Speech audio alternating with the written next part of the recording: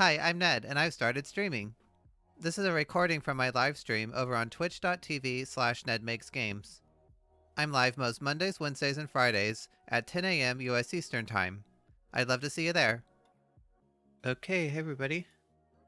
Hope you've all had a great day since I last saw you all. Yeah, it's been pretty good for me so far. Seems like it is about to rain, so I do apologize if you can hear it on my window, but we'll see. Deal with that if I have to. So last couple streams we've been working on tessellation shaders in Unity URP, and I want to try to make some cool little showcase scenes like I always put at the beginning of my video, just for something cool to look at, and then also to kind of, I don't know, do like a proof that these shaders do work, so that way I can kind of catch if there's anything big that I've missed that makes it not really very easy to use, then we can catch that. So right now I made these wireframe shaders which really show off how the geography of a mesh once it's tessellated. So I think it looks pretty cool on its own. So I'm going to try to make something that kind of shows it off. You can see here it tessellates more as the camera gets close. So I want to definitely have like the camera movement that rotates around and kind of zooms in and out. And the specific model is an icosphere, so you can really tell, or you can really notice this dynamic smoothing as you get closer.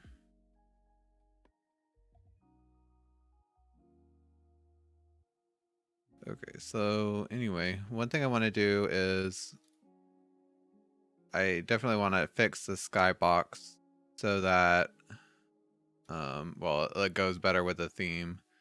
And then I want to do something to make like a huge plane mesh that will kind of like I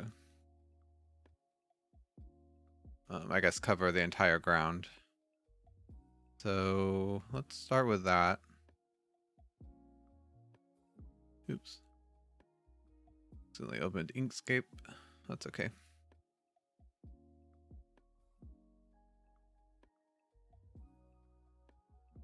So we'll start by making a plane, or I guess a grid mesh.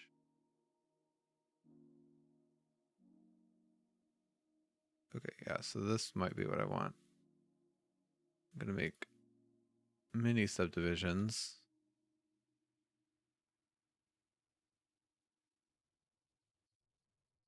Okay, and I'll export this into Unity and see how it looks.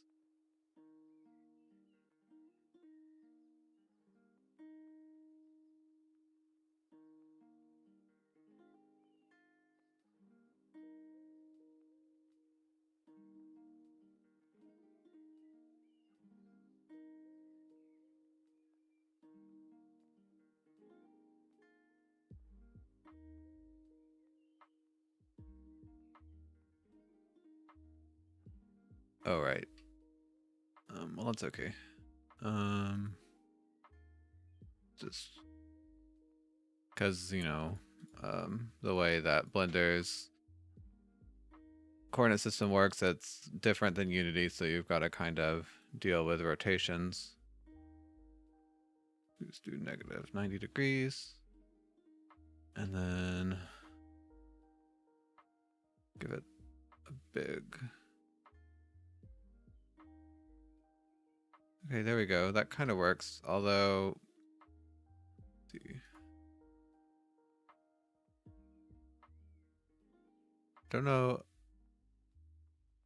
if I want it to fade like that. I guess I gotta decide how I want the skybox to work.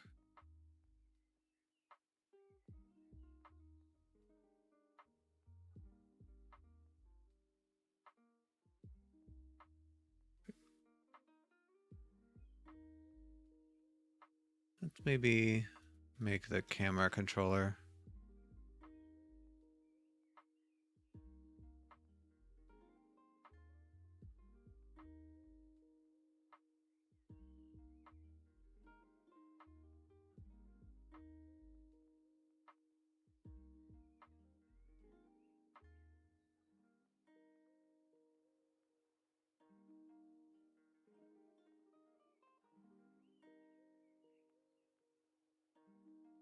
Let's move this down so we can kind of see both. All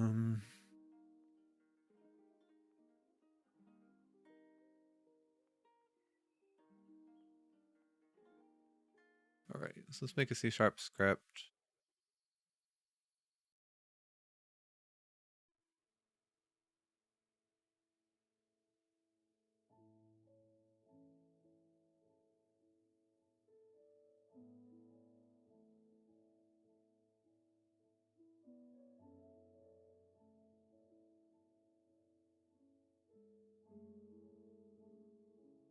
Hey, thanks for the follow.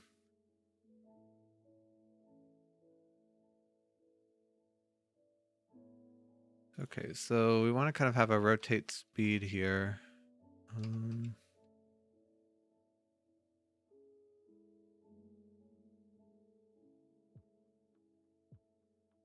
And then a zoom like amplitude.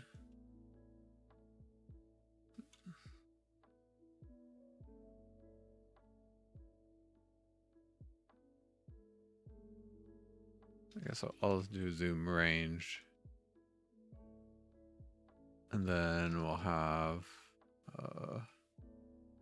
private float zoom frequency or period maybe.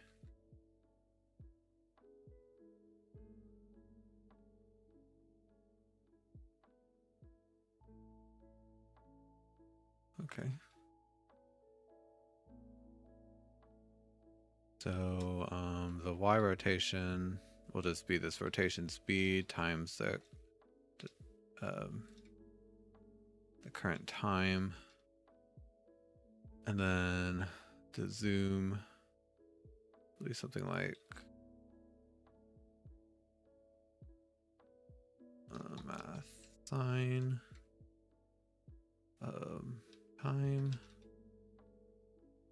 time, and then multiply it by 2 pi divided by the period.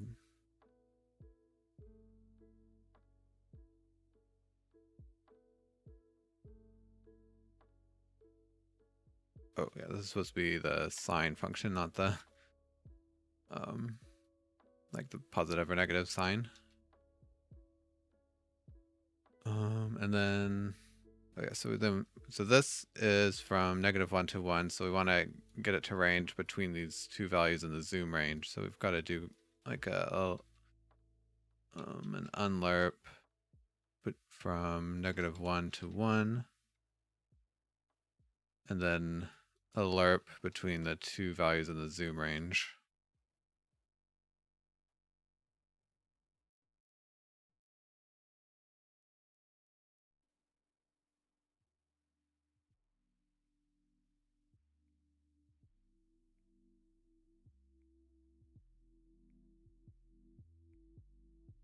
Okay, and then we can set transform local rotation equals quaternion Euler 0y0, and then we'll have local position equals, I like to use float 3. So the x and y are 0, but then the z is the zoom value. Okay.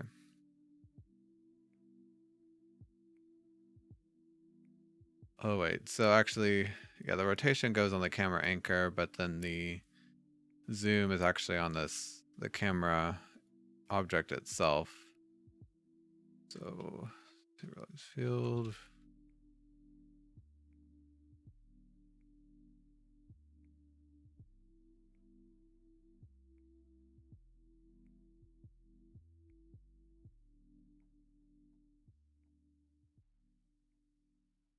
Something like that, I think will work.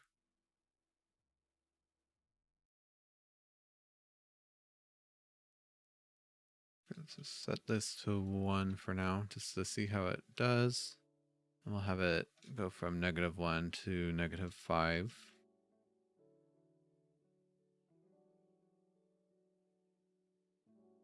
Okay, so that seems to work. It's way too fast, but so change the zoom period. Okay, and this goes too close because it clips inside.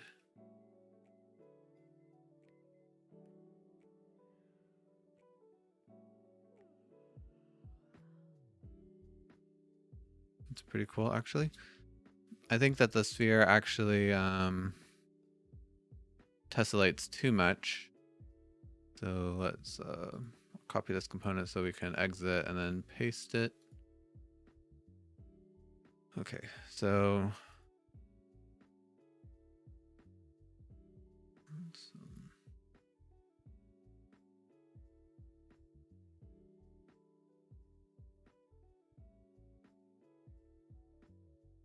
if I wanted to tessellate less often, I can increase this factor.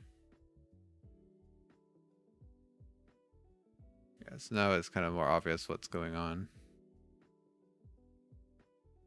I think I'll increase it just slight more so that it fully like untessellates when you zoom out.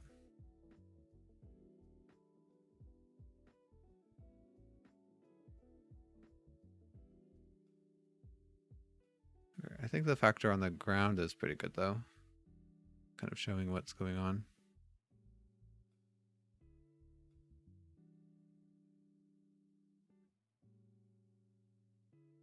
Maybe a slight rotation here so it's not perfect.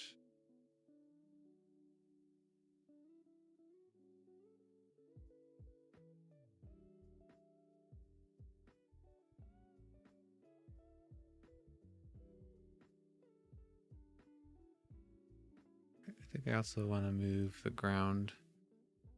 I guess the ground should stay at 0. Let's move everything else slightly up so that the sphere doesn't touch.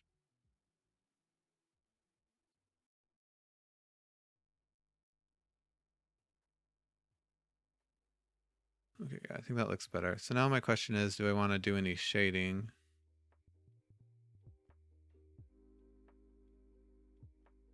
Okay, well, I guess we gotta fix the skybox first. Figure out how, because at this point, when the wireframe is really far away, basically all you see is the wireframe. And that's because it's constant in screen space, which is fine, but I think I want it to fade into fog somehow.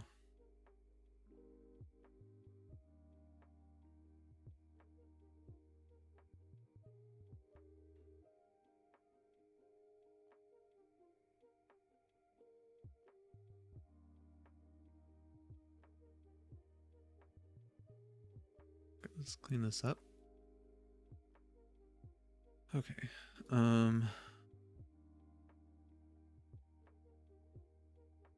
Yeah, I don't know what I want to do for the sky, I guess is my question. Maybe it should just be black?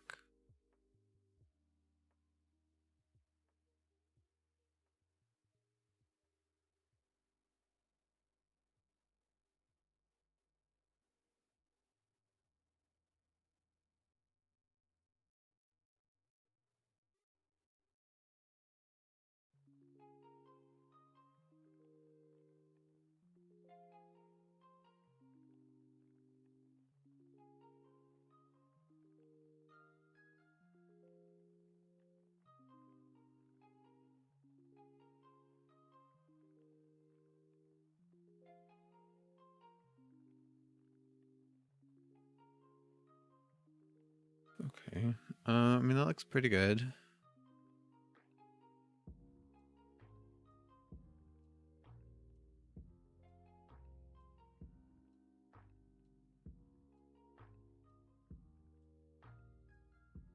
Maybe I don't need to change too much. I still think that maybe towards the horizon, the blue is a little bit too overbearing.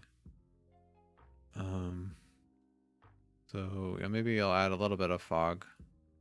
At the moment, fog isn't handled by the wireframe, but we can add it relatively easily.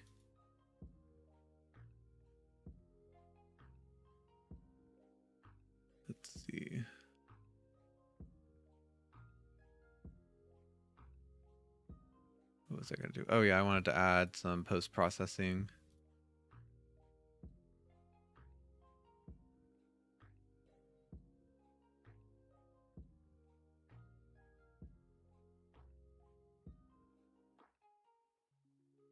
Let me hear. Okay, we already have anti-aliasing on.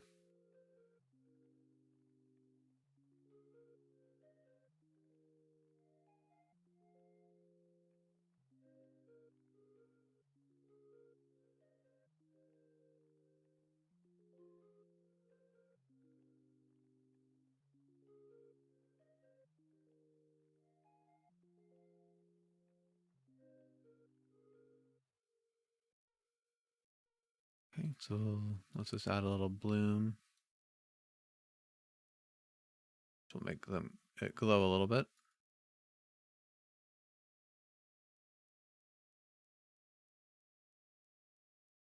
Okay, let's find how it was.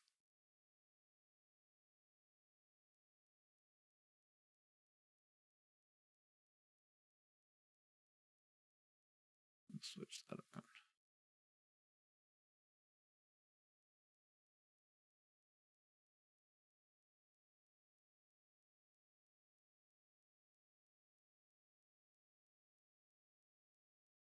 Okay, actually, yeah, it looks pretty good. All right, let's see. Let's add a little bit of like wireframe shading when we get far away. I kind of like having a clear horizon line, but I think that the color is a little bit too intense.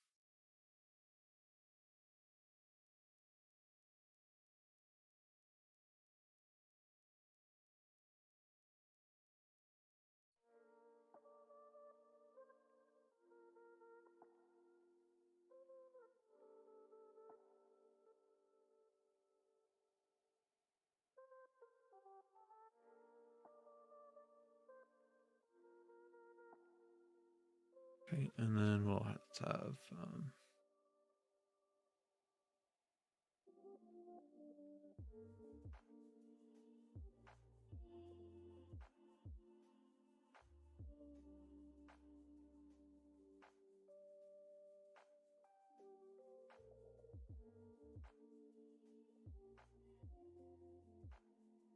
okay, so we'll just have a vector for our fade range. This will be the start fade, the end fade distance, and then like a power to do like a fall off.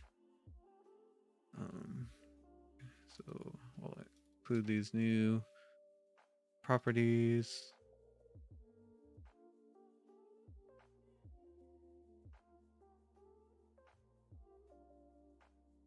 This one needs to be a float 3. Okay.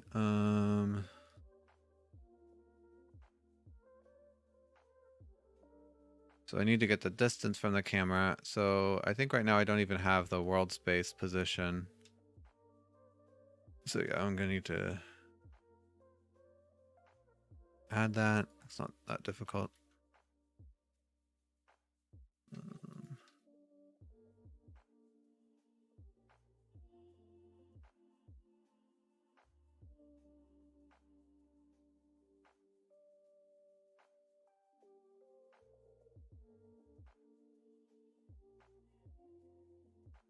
Don't even use that one anymore.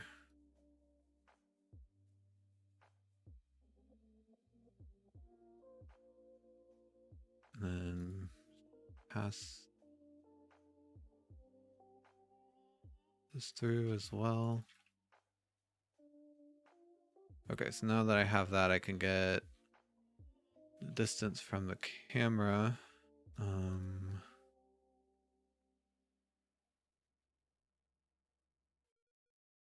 Using this.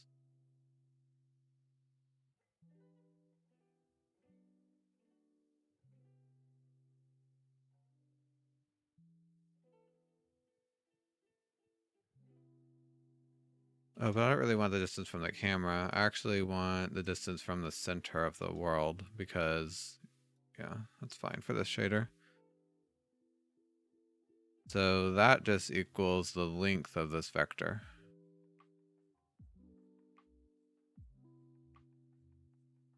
I guess I only want it in the X and Z coordinates because we don't really care about altitude here. So the fade factor is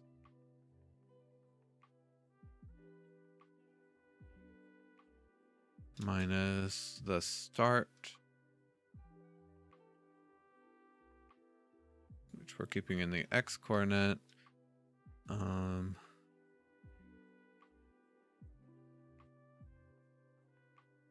No, okay, that's not right. I guess we have to do an unlarp. Does HLSL have unlarp? I don't remember if it does.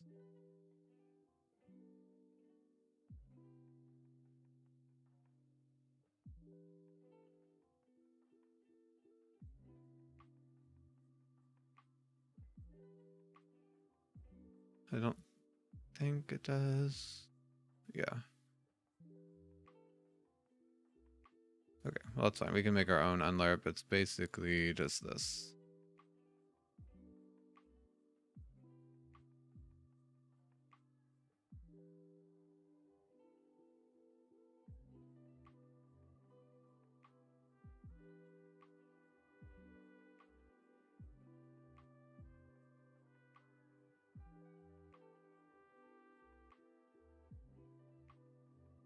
Yeah, we also want to saturate it so that it only ranges between 0 and 1.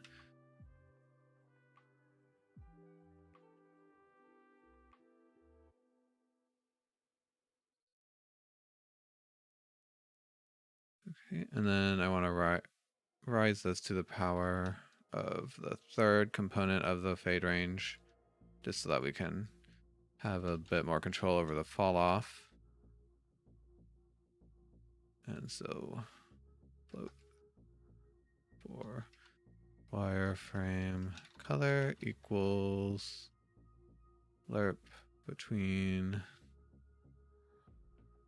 so at 0 we want, okay, so this is highest when distance from center is closest to the far range. So at 0 we want the normal color, and then we want the fade color at 1.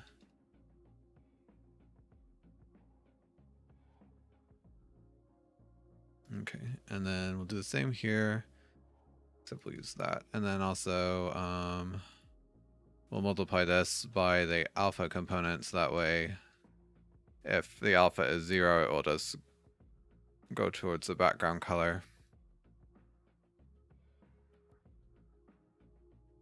Okay, so we got some, oh, okay. This is probably a division by 0 because the fade factor is 0. Oh, right here.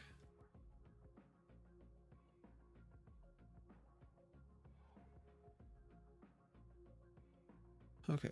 Well, it's not a division by 0. So what if I... Okay, well there's a division by 0 here if b minus a is 0. So x and y. But they're not. Unless I made a typo somewhere. Oh, I don't set up the instance ID. Is that it? That could be the problem. I also don't handle stereo.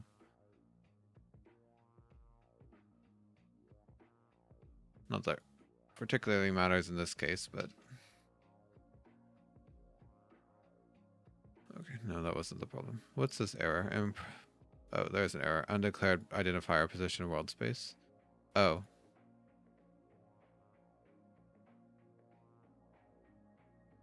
No matching. Okay. So again, this means usually, whenever it says that, usually the argument has a problem. Did I not add? Okay, so yeah, this is still a float 2. It should be a float 3.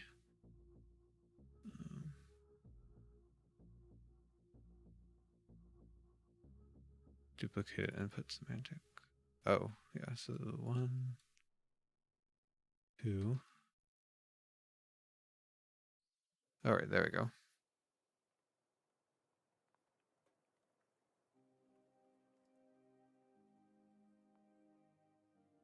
I guess that's the problem with using this area for the scene view as I covered up the console. Let's see. So I want the plane to fade out.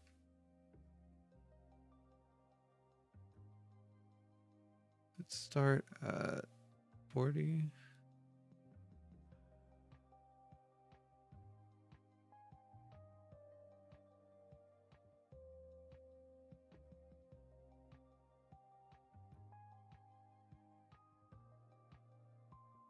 And I think I'll actually just fade to the same color as the rest of it, but then set the alpha to 0 so that way it'll fade to the background, which is black. Does that look better?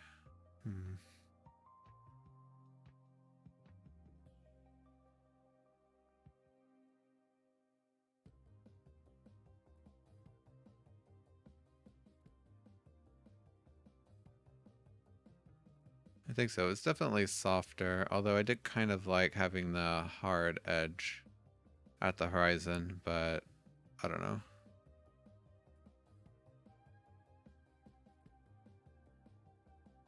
I guess this way the focus is more on the sphere, which is maybe what I do want.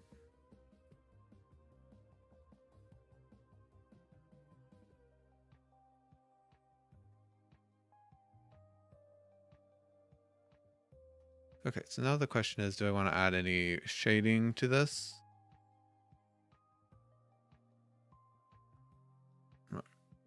Not sure. I don't think I'll do anything too fancy, but I might just take the main light, and do something like a REM light or something. Let's see.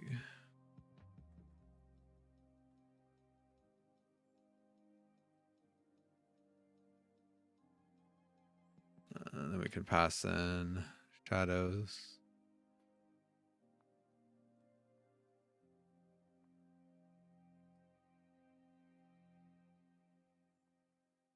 I don't have my lighting file here to look at.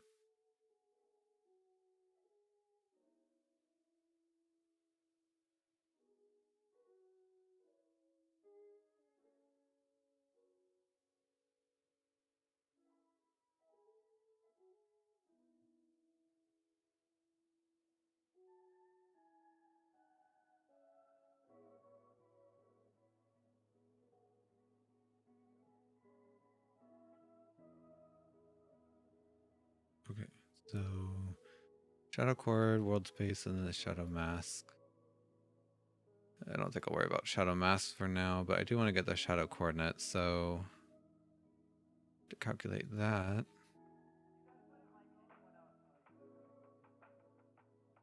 I could just do this.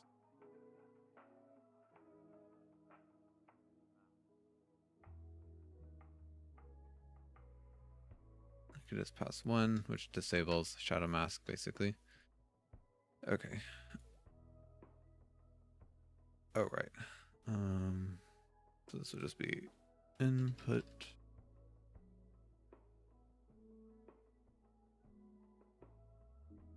Oh, I did the same thing. Okay, so now I have a main light and should have shadow information. Although the shader doesn't actually have a shadow caster pass. Not that that's too difficult to add.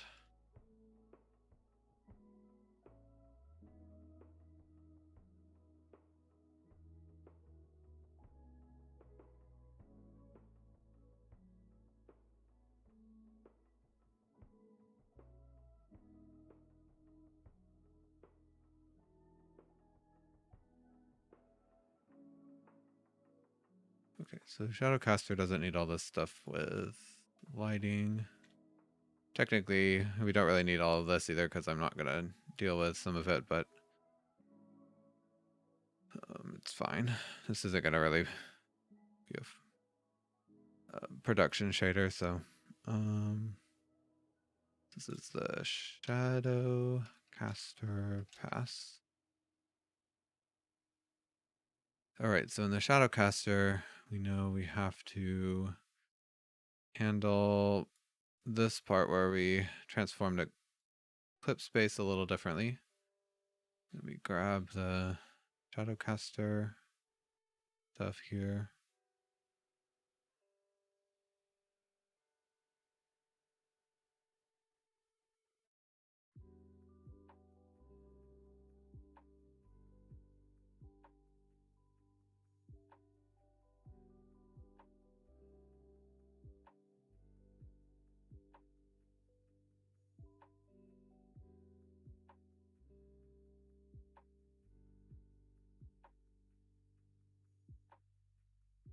Okay, so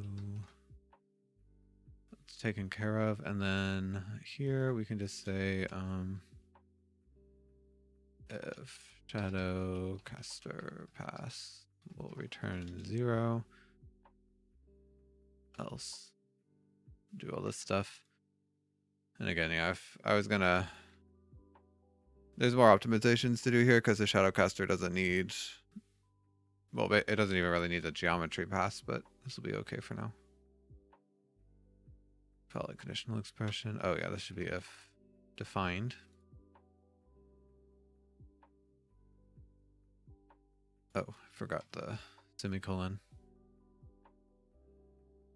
Okay, so now we should have shadows. To test it, let's do something like this.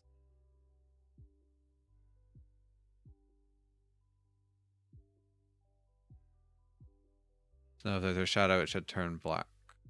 Okay, it does.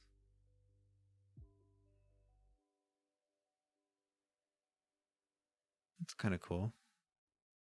I don't know if I want it to turn completely black, but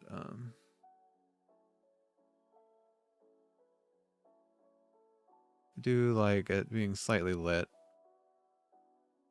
So let's do, I don't know, float lighting equals main light dot shadow attenuation times the diffuse dot product.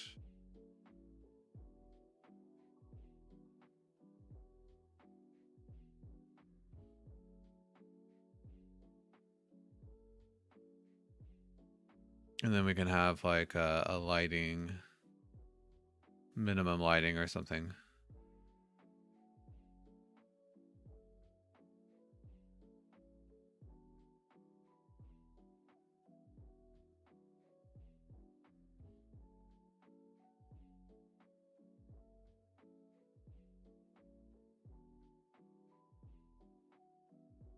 And basically, we won't darken it any more than this value. Hey, thanks for the follow.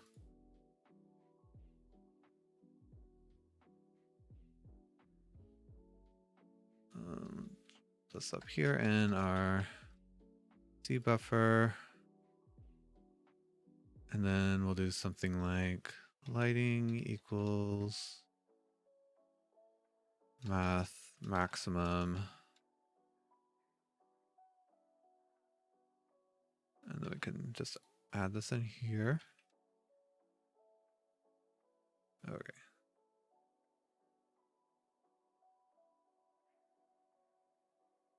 Oh, yeah.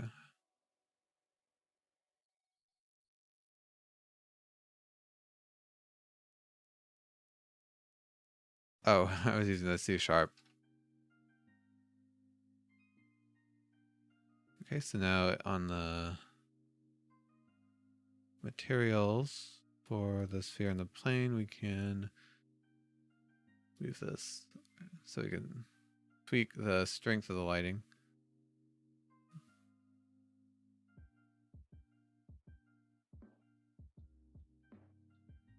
Pretty cool.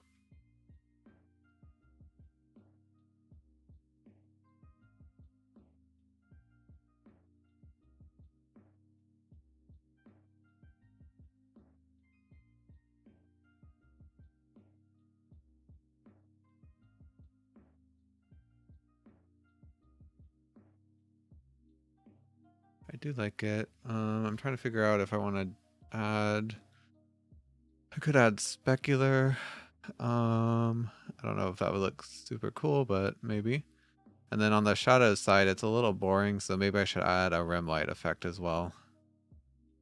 I guess it depends on how fancy I want to get.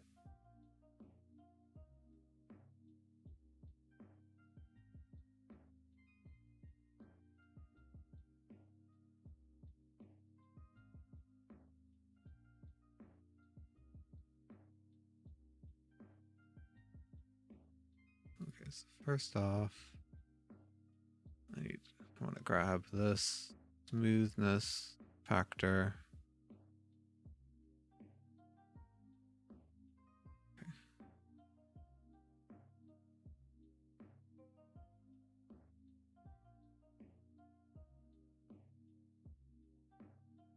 So let's diffuse, and then we can add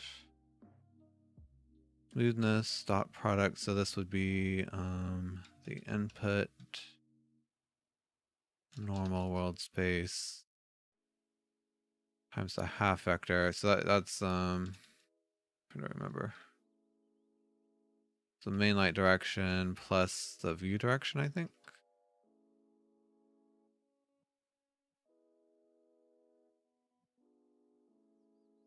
Okay. And then I can raise this to the smoothness power.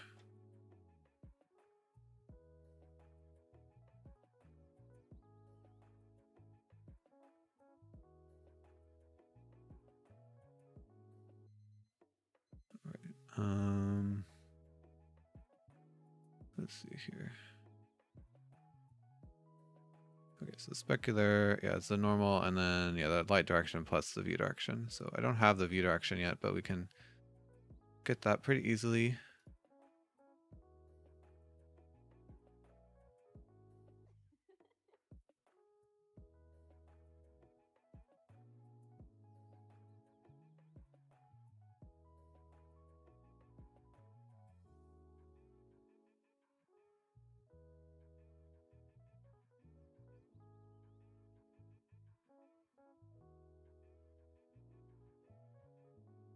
Okay, so that should handle specular.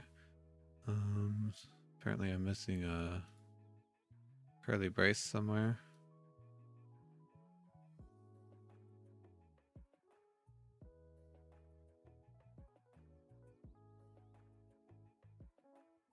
Okay, I was missing that. Okay, and now I need to add a smoothness value here.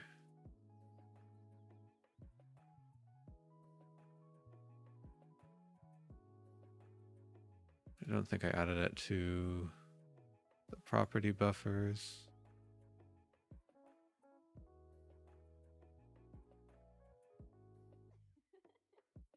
Okay, so actually, these should all be like added together instead of multiplied. This is gonna get kind of messy. Let's be a little bit more organized here.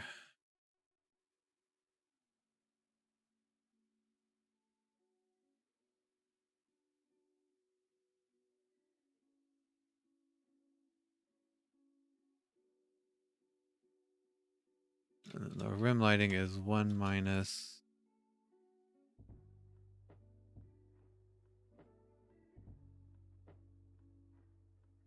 the dot product of the input and the view direction.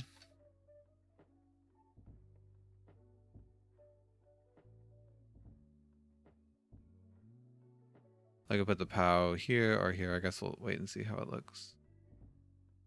Oh yeah, I forgot to.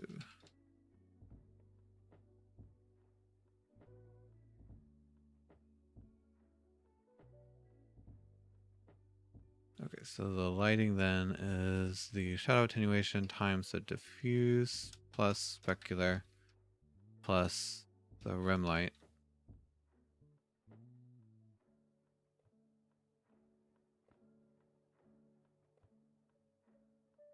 Okay, I'm matching two parameter function. Oh, I just forgot the world space suffix.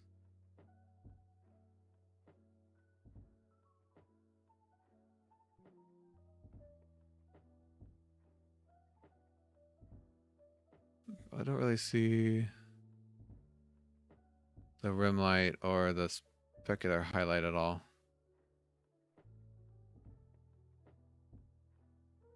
Okay, well, it's doing something. I'm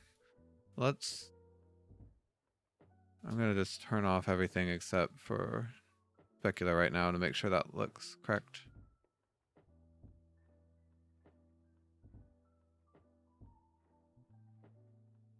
Okay, you can barely see it. Oh, that's just because smoothness was so high. Okay, so that's right.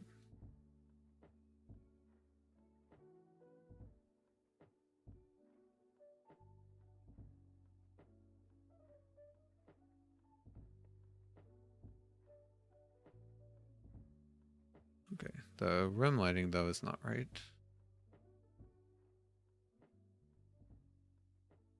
Okay, well I guess it is, but the rim light shouldn't be affected by the shadow attenuation, I think is the issue. Also, yeah, I think I put the power in the wrong spot, so let's change it to go right here. And so what this should do is the rim light should go outside like this.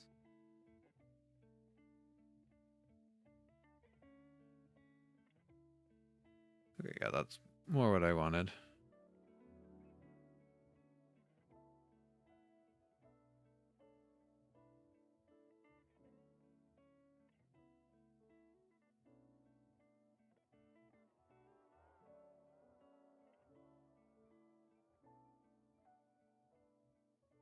Okay, so let's...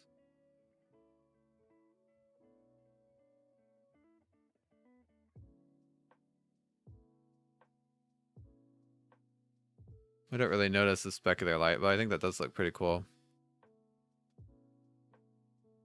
What could I do to make the specular more noticeable? Maybe I can have the specular lighting be a different color.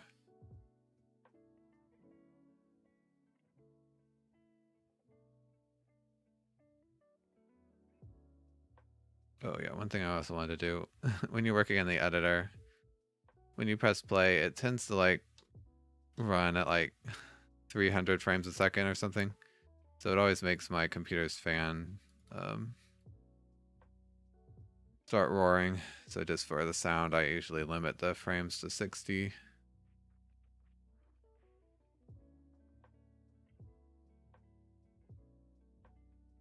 Okay, I think this is starting to look pretty good. Let me... But yeah, the specular is sort of boring. So how do I... If I want to have a separate specular color, I guess I would interpolate.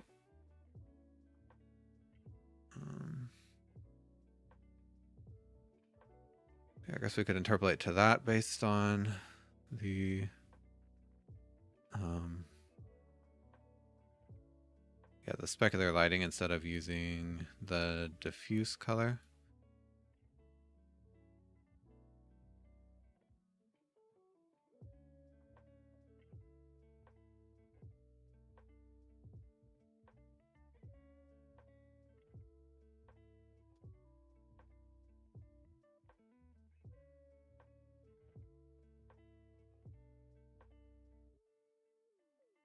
Okay, so in that case, I guess we'll leave this how it is, but then we'll just interpolate between the wireframe color, or the wireframe color will interpolate between the normal and specular based on, okay, so I think I want to actually flip this here. But anyway, so we'll change this based on the specular strength. So at 0, we want it to be the normal color, and then at 1, we want it to be the specular color.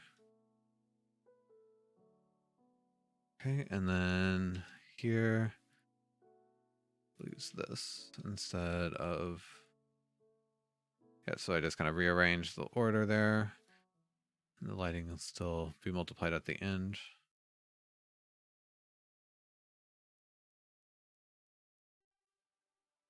Okay, so plane and sphere. Okay, well, I guess actually it'll be different. So for the plane, I don't really want to have a special, oops. I don't really want to have a special specular color, so it'll just be the same. And then for the sphere, though, I don't know, let's make it yellow. Let's see how that looks. It's a bit... Okay, that's pretty cool.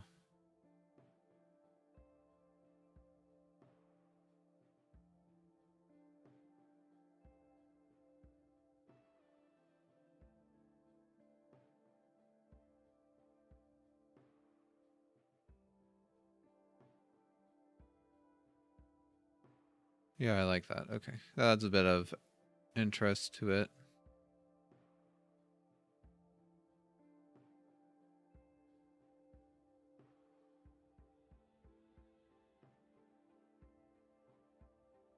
Okay, so this is always kind of funny. Sometimes specular highlights can show up in shadowed areas. I don't know if I really mind it there because it kind of looks cool, but we could fix it by just multiplying the diffuse value into the specular. That's usually what I do for custom lighting, but it does tend to, you know, make the specular highlight smaller.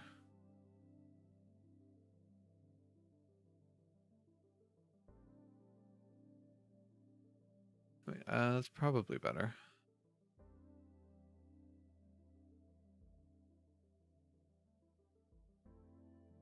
It's definitely more natural anyway.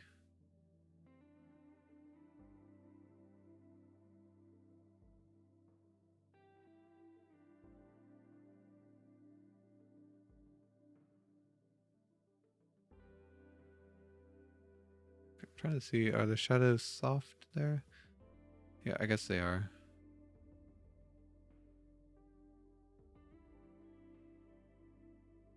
Okay. I think we're done with this scene for now. Turned out pretty good, actually.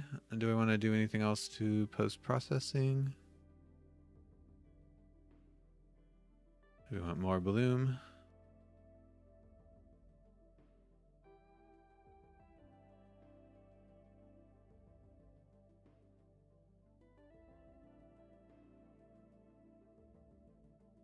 I think that's maybe a little overkill.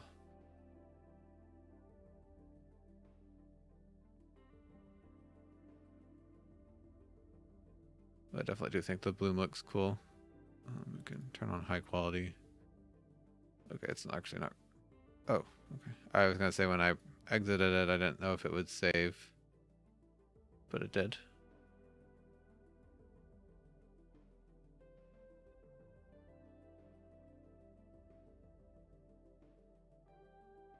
All right, that's cool. Okay. So let's move on. So the next one, I found this cool sword. It looks like I haven't imported it yet. Okay, let me switch over to it. I'm not sure if I've downloaded it yet.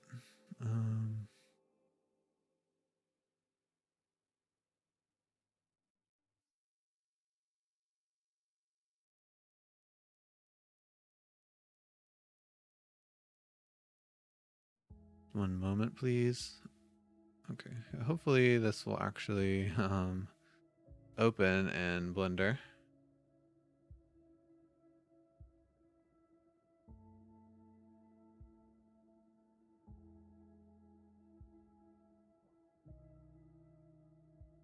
I guess I should, yeah. Let me show the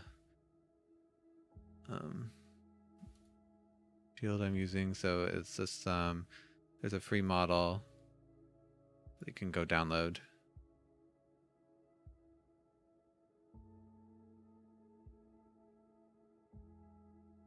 I think it looks pretty cool, and I think it's a good... It'll be a good way to illustrate tessellation, I think, because there's rounded areas, but then also sharp edges. So I'm gonna try to see if I can make it look good. with tessellation. Although, yeah, I don't. I guess we'll just have to see. It depends on how they originally modeled it, because I'm gonna have to probably add edge loops, unless they did that themselves. All right, so let's get rid of that old file, and then we'll import an XPS.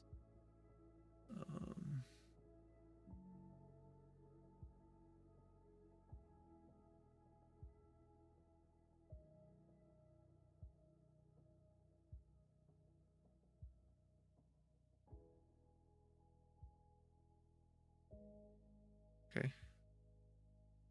Go into edit mode. Not going to go in the edit mode.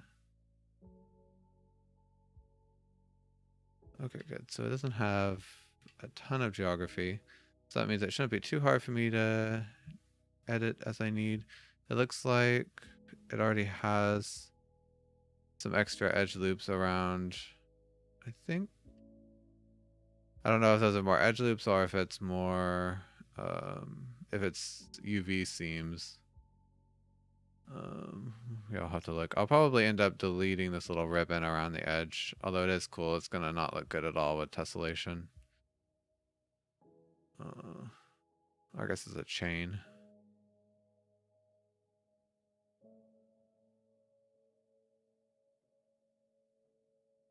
Okay, I am glad that it's pretty low poly, so I can put it to that. So let's see. Okay, yeah. So if I need to add an edge loop, yeah, it won't be that difficult. Okay, so that's good to see. Let's just add it into Unity and see what it looks like.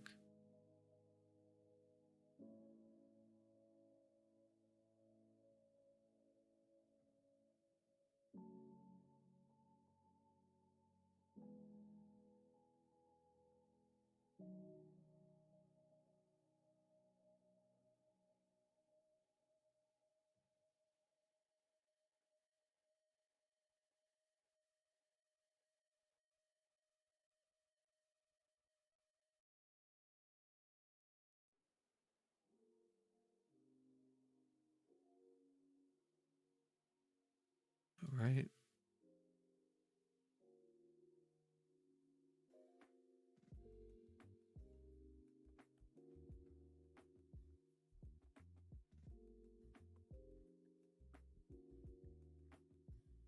Oh, yeah.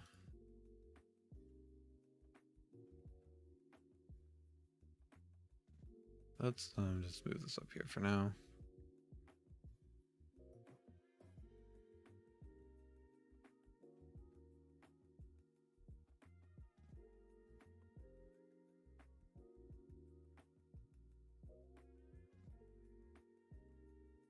Guess I could put the material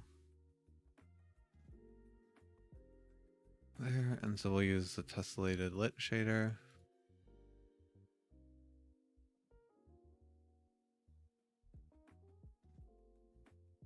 All right, I think it came with some textures, yeah. So we've got color, smoothness. Oh no, it's metallic smoothness, and then normal map. Okay. That's good. It's like already the format that I'm using.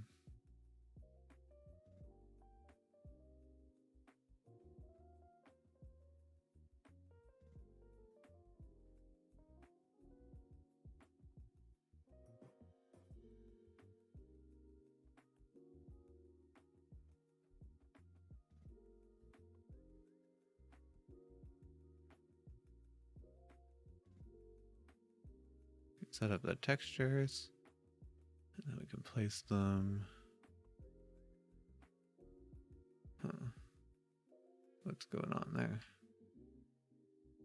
Oh, I think it's just getting cold. Yes, let's increase the tolerance. It looks a little funny, but I think that might just be because I haven't set up the other properties yet, so.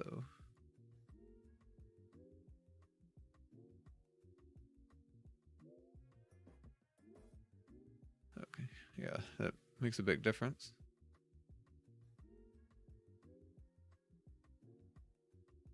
Okay, yeah, so it looks pretty good. So I should turn the metallicity to 1, so it just uses the values in the data texture, and smoothness we can edit as we need. Okay, so it doesn't have an ambient occlusion map, so I assume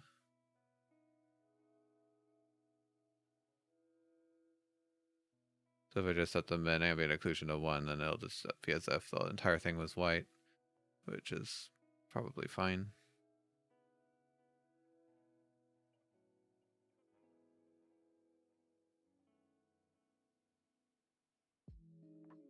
Looks like I'm trying to notice because it's. I guess we could just look at it.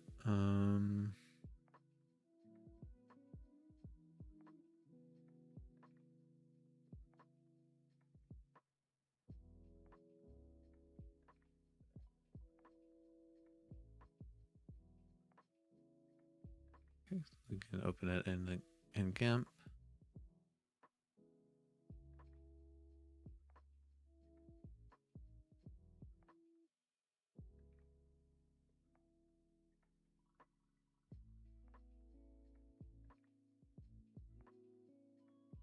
Okay, so the blue channel actually.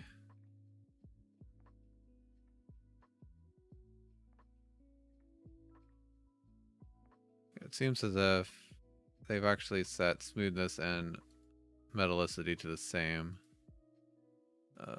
which is probably fine, I guess. Okay, so I was just curious.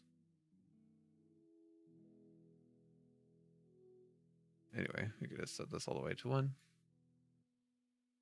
Okay, so the partition, we want it to be fractional odd, tessellation factor. Let's just set it to constant tessellation so I can tell what's going on. And if I turn this to Bezier linear normals, oh, that actually didn't need any changes at all.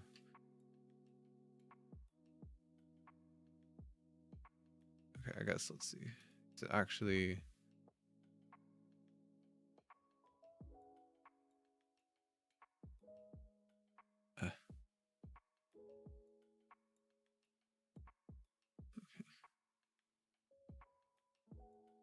Is it? I'm trying to see if it's actually like smoothing the edges or not. Okay, it is.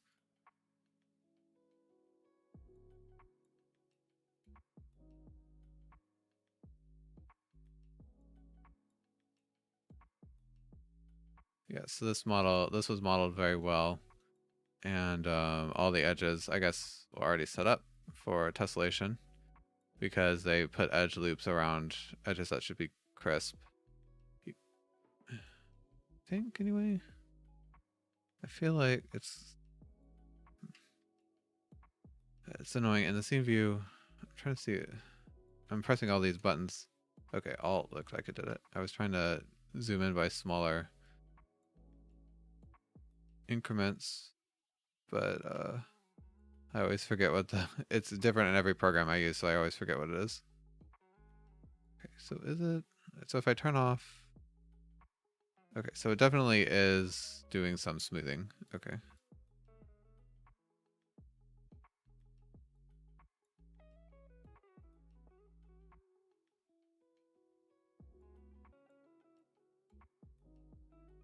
Okay, you can see it a bit more when you turn off the wireframe.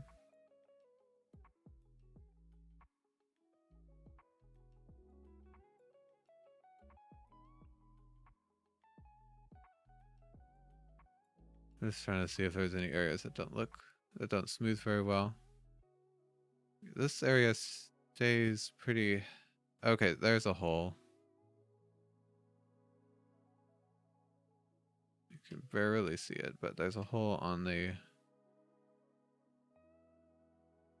this little bolt right there.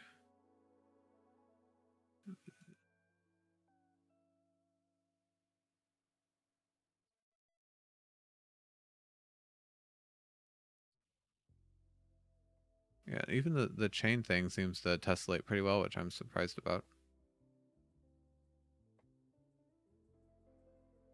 there's a texture seam, but that's fine. The chain thing, yeah, it clips into the wood, which is kind of weird.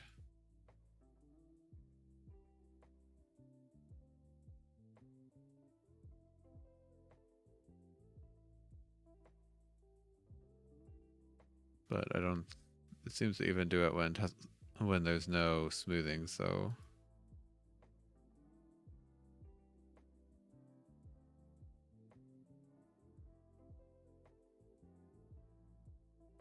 Okay, so far that's the only hole I've seen, that little thing there. Is that a hole right there? I think so. Okay, so there's little bits.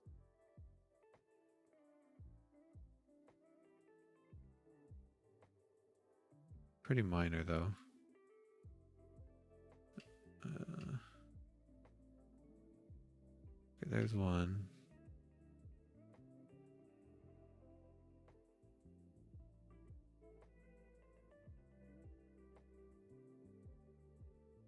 But there's none on the actual sword edge.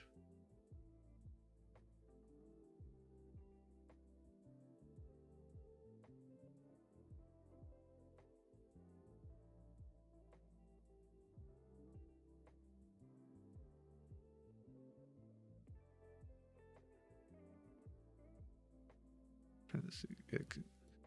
The smoothing, it seems like it kind of expands the whole model outward, so we probably don't want it to be. We probably don't want the smoothing factor to be super big. Let's see. Usually Fong is even more pronounced, but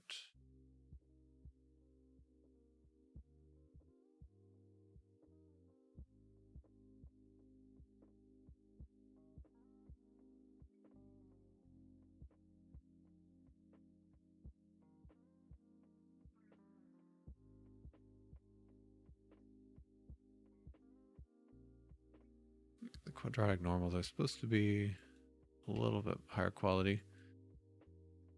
It's kind of hard to tell.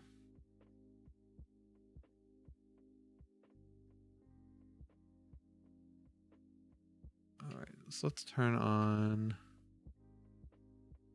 Okay, so we found a couple holes around the pommel. I think that's what you call this part anyway. Oh god. What?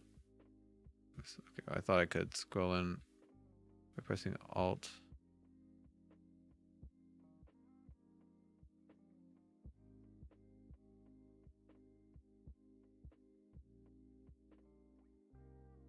Okay, there we go. I knew there was some key. Okay, so that was Alt and then right click. I feel like with how much I use Unity, I should have this stuff memorized, but I'm not really a level designer, so anyway.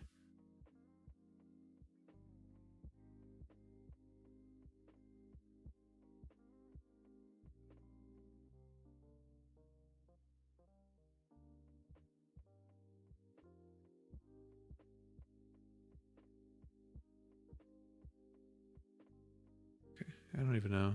Yeah, it's very slight, but we could maybe go and refine it a little bit in Blender.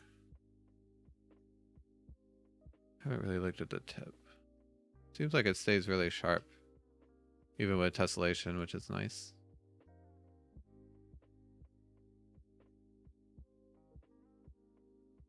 Okay, so there's a hole at the very tip. Oh, actually, there's a hole around most of the edge when I turn on tessellation. Okay, that's pretty bad. I don't know how I didn't notice that before.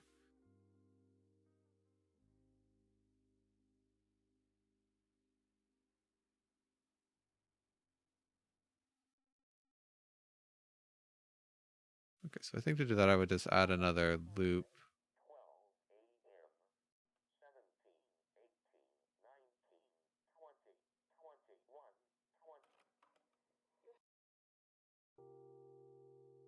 Okay, let's see if I can fix that real quick. I guess, let me save the original in case I completely mess it up.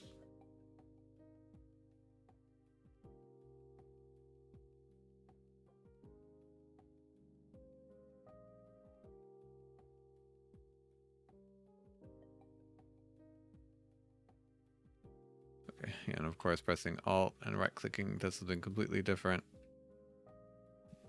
in Blender. Okay, so do an edge loop around here. You want it to be pretty close to the edge of the mesh so that it stays nice and sharp. Okay,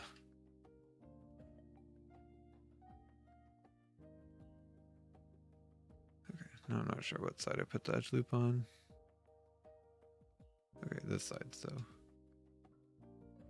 flip.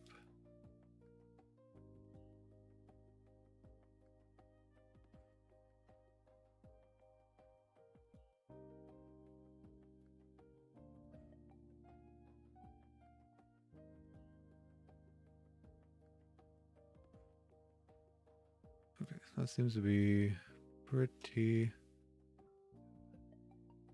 even. If we go back into Unity, did it update?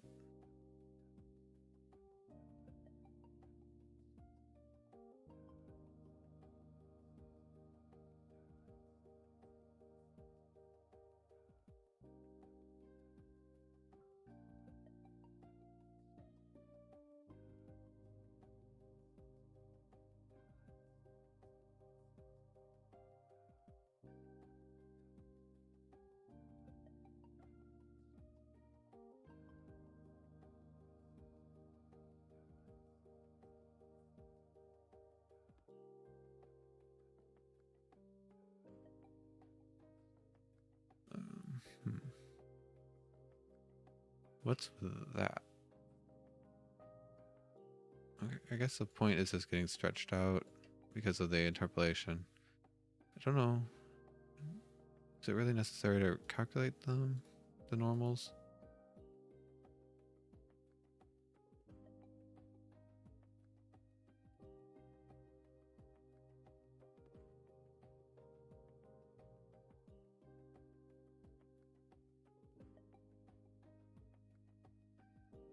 Let's see.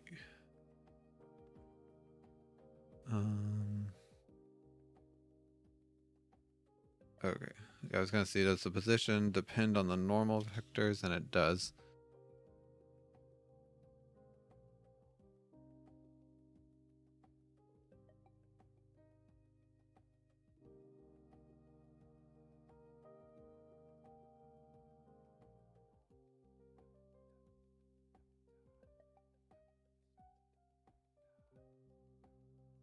Okay.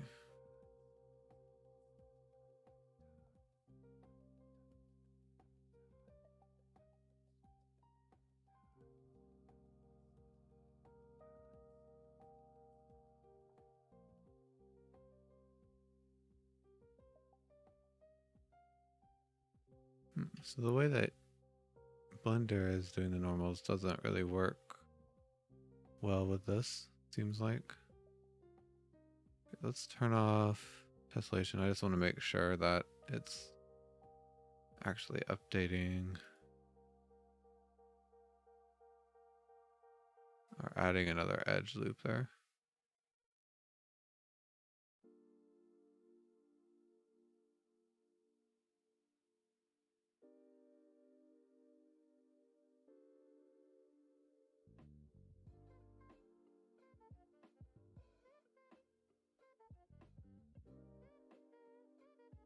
Okay, yeah, it looks like there is one.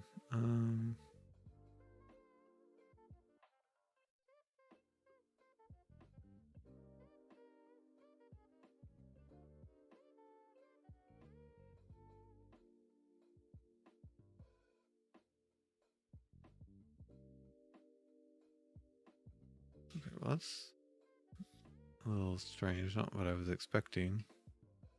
Because normally, what I would think that, yeah, I can't have that much smoothing when, because the tessellation points, they're always supposed to flow through the actual vertexes. So I don't know why this one's getting like bumped up so much. Let's see here.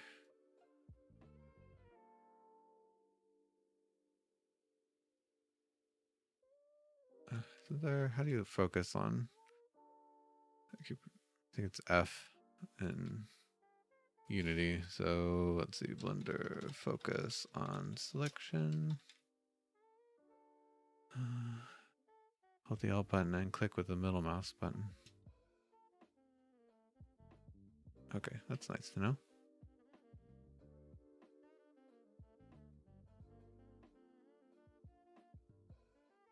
Okay, so that makes me think that maybe there's a bug in my tessellation smoothing, because I guess let's watch really close. So this point should not change when I add the Bezier smoothing. Okay, so it doesn't. It's these points over here. So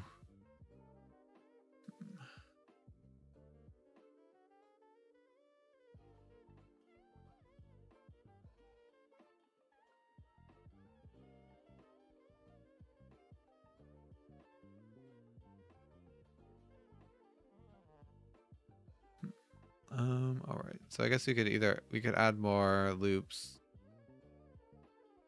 but even this relatively short area, it comes apart. So maybe I'm gonna have to do that vertex color to the smoothing to tell it not to smooth this angle or this edge, which would work, but I just feel like it's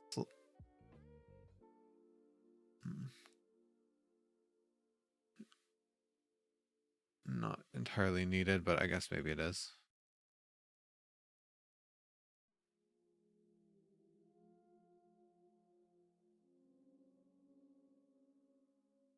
What happened there?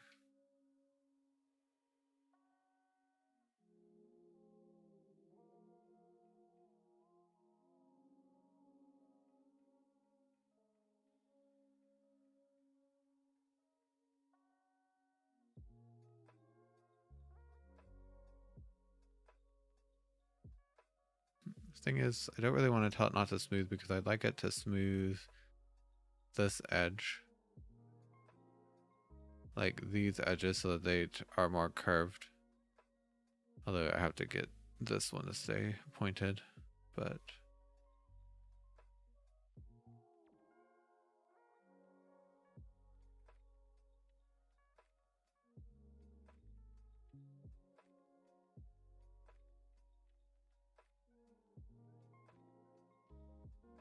let's see.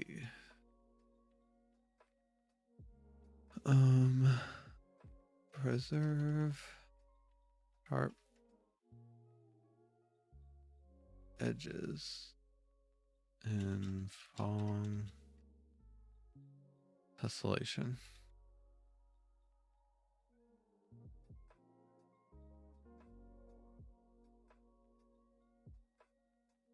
Okay, this was the paper I read, but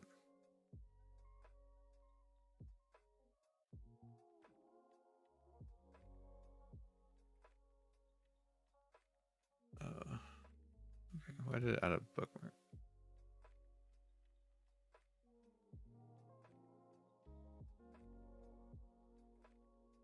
I don't know. I guess I pressed the wrong button. I was trying to do a Control F to find.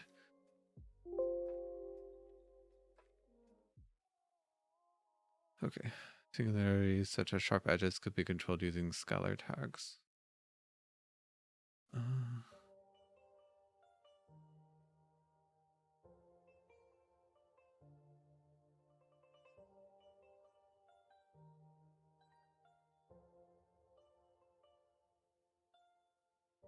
Okay. So I guess it just means do what I was thinking and just tell it not to scale that area.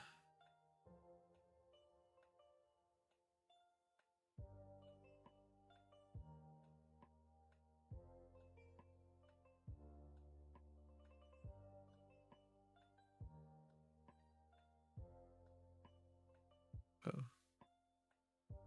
Does Nilocat?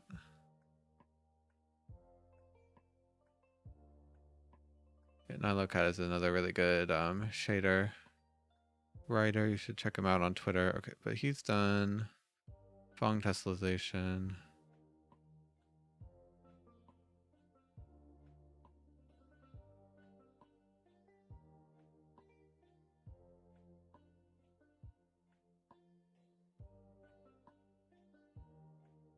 Okay, and here this little cloth piece is pretty sharp. I'm sure there's some trick. Let's see.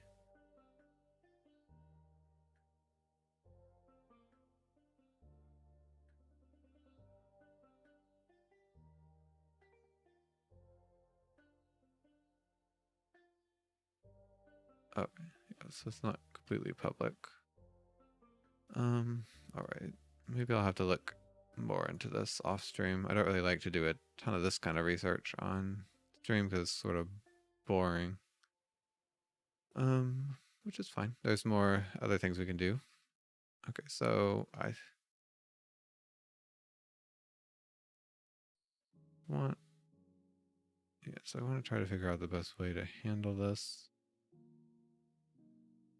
Because like I said, I'd like for this part to be smooth, but I want it to keep the sharp edge on one side, and I feel like there's got to be a way to do that.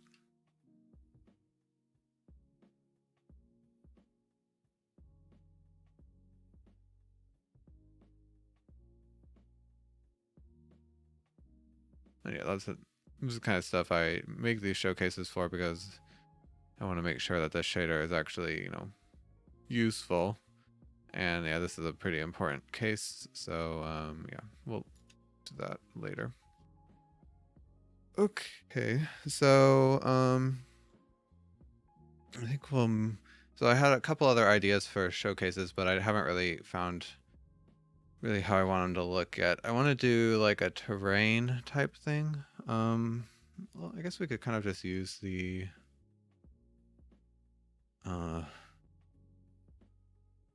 noise map I already have for it.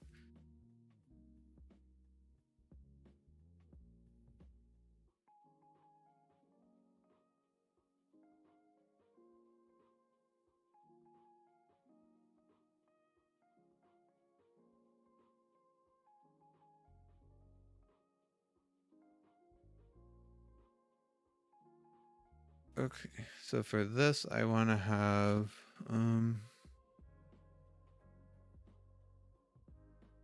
like a terrain shader using our tessellation height map.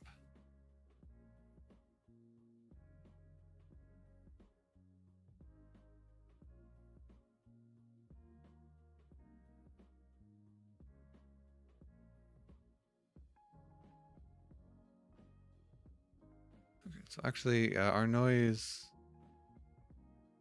isn't, the noise texture that I have right now isn't really that good. Because it's not really, it's like centered too high up, if that makes sense. Let's see. I mean, I guess we can kind of just work with it for now.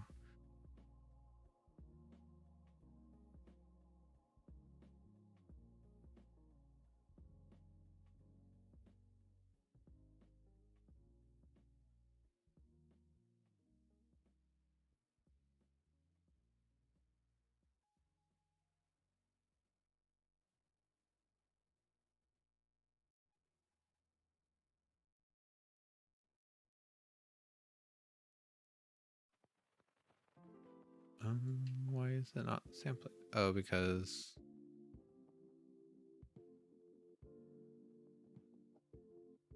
there we go. Yeah, the scale was too high.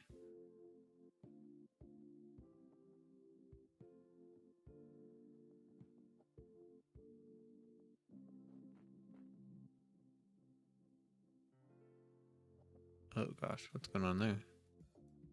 Okay, so calculate normal per fragment. It's like a topographic map. Oh, I think it's just the sample radius is way too low. Yeah. So it's just reading the pixels.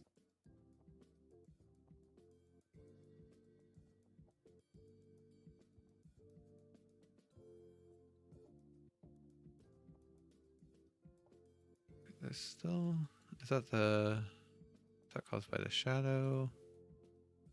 Yeah. Okay, yeah. So this is something I wanted to catch. I feel like the shadows aren't working perfectly. I don't know. This shouldn't really happen. Oh.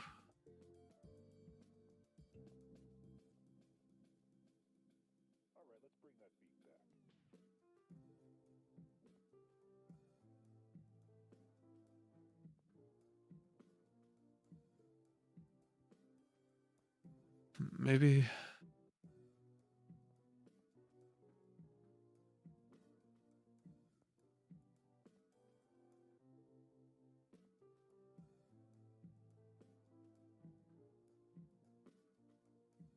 I don't know. Maybe it's hard to get shadows to work perfectly because the normals for the terrain don't exactly match the geometry.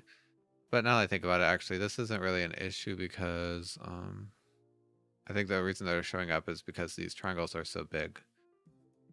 So they don't match the actual normals as stored in the noise. So for example, I think if I turned off per fragment, what? Oh, that's the wrong material. Oh, they're still there actually.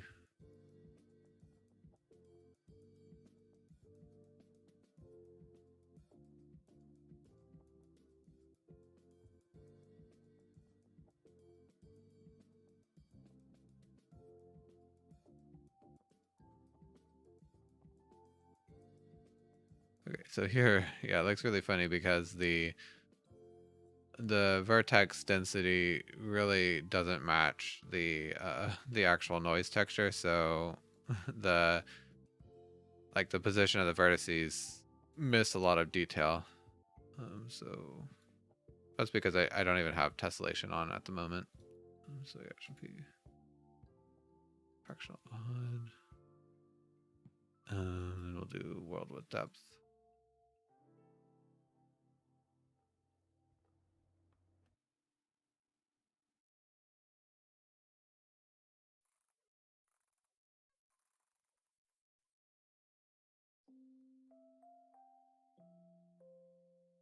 That's ugly. What is causing those lines? So yeah, you can see that doing terrain, like height map stuff, is not easy. Okay, so it looks like the tessellation.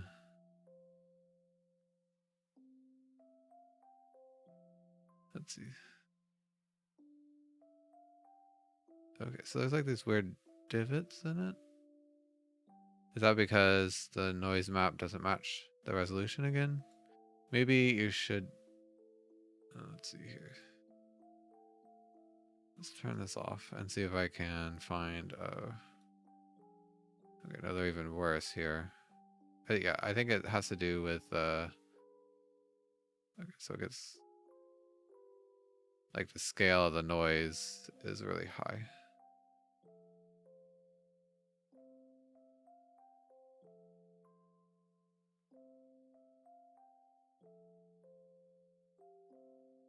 When you do that, they obviously don't show up, but nothing really shows up because it's flat.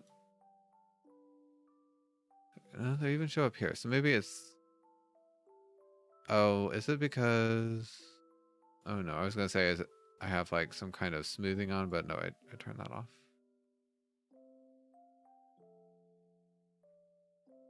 I just think that you need to use... I guess you just need to use the integer mode for terrain because the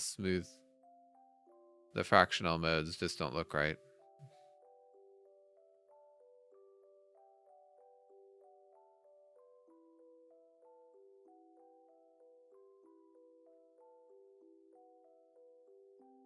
You still kind of get it for the integer ones as well, but that's actually shadow stuff.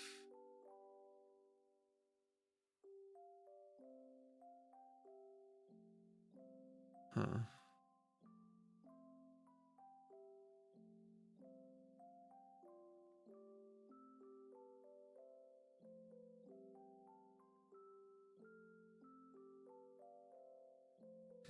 I feel like this was looking a lot better yesterday when we were working on it, but these bugs or these artifacts, yeah, it's not production ready for sure.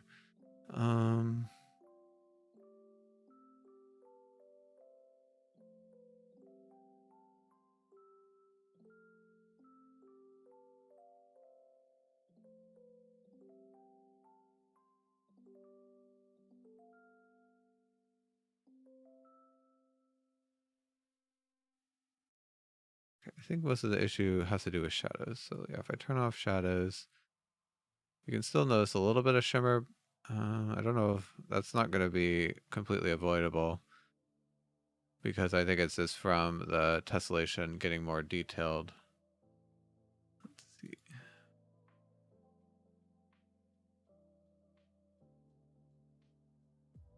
What was I going to do? Oh, yeah. I wanted to have per normal fragment just to see. That makes it more obvious, actually. I was going to see maybe if the normal matches the actual, like, triangles.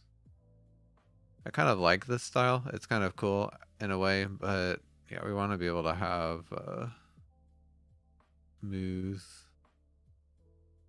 terrain. Okay, so what is causing this?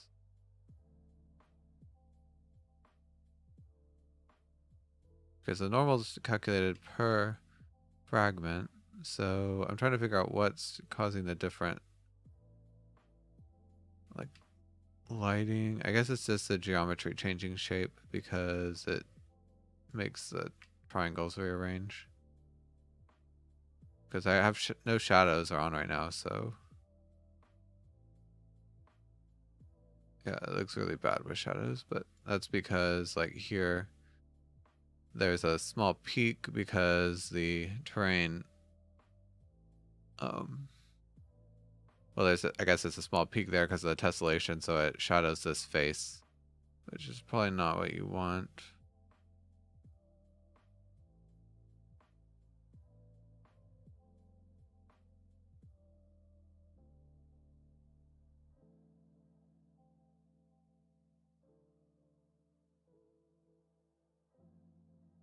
Okay, so even at this high tessellation, when you're really close, you can still kind of see some of those artifacts.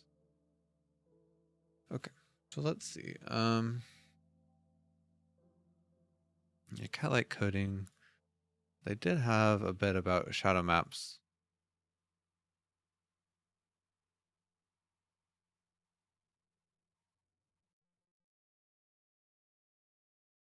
Maybe we can look into that a little bit.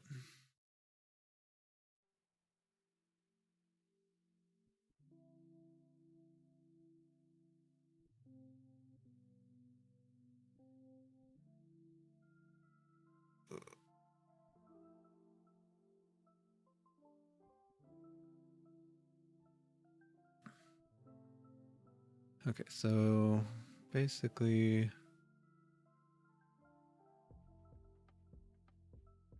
this is just changing displacement for the vertice based on a displacement map, which is what we've been doing.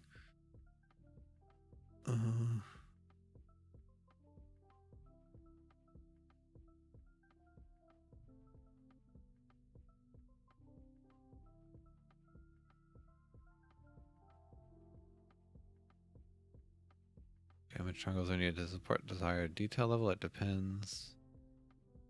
Use edge tessellation mode instead of uniform. When in edge mode, tessellation is controlled by the edge length. Okay, yeah, we did that. Using a plane instead of a quad allows for more fine-tuned tessellation, which makes it easier. We're doing that. It still does not guarantee that all triangles end up the same visual size. Okay, so up to this point, we've been using flat wireframe shading to make it visually obvious how triangles get tessellated, but most of the time the goal is to enhance a mesh without tessellation being obvious. So let's revert.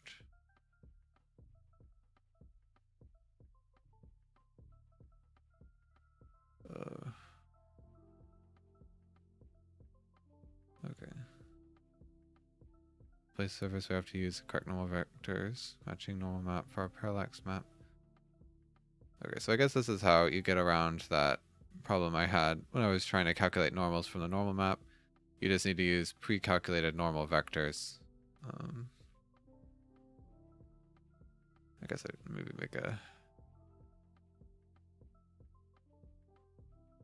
Probably the easier way to do that is just use pre-calculated normal map It's kind of not as cool, but I think that's probably the correct way to do it. So maybe I'll make a showcase for that as well. By the way, I should make a little to-do here for the showcases. Okay, we finished the wireframe. Then for the sword, we need to figure out better handling of crisp, sharp edges. Okay, and then we have terrain, and then I don't know, some kind of character with a bump map. This is something I'd like to do, but we'll see about that. Okay, so that one's all done. Okay, so for terrain, we're trying to fix a shadow issue.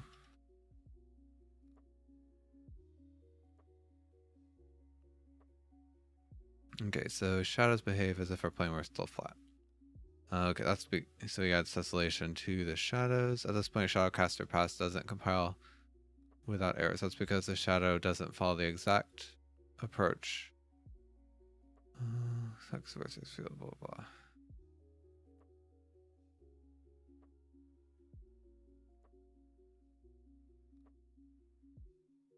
Okay, so this is not really relevant.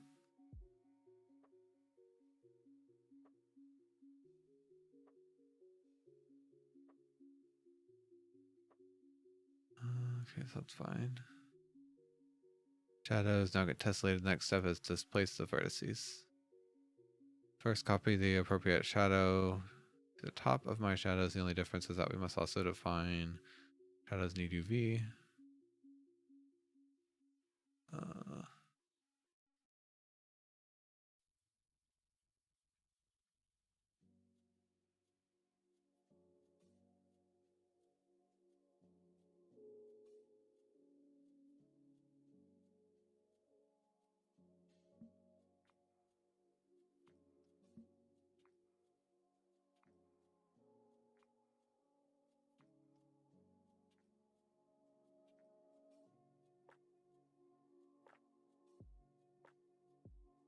Okay, so I think our issue is actually pretty much related to the other problem, in that this can just be fixed. I think both the problems, well, I don't know, maybe the shadow's not, but we'll see, is that we just need to, like the kind of weird swimming artifacts we get here probably can be fixed by using a normal map. And then, so maybe the shadows can as well. So, okay, that's kind of, I guess a little sad, because I kind of wanted to just be able to calculate the normals from the height map, but I guess it's just not super viable at runtime to do that.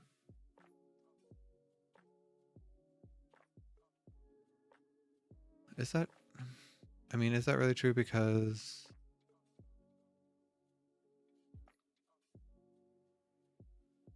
couldn't we, I mean, because to calculate the normal, don't they just like check adjacent pixels of the height map and then use the normal calculation that we already are doing?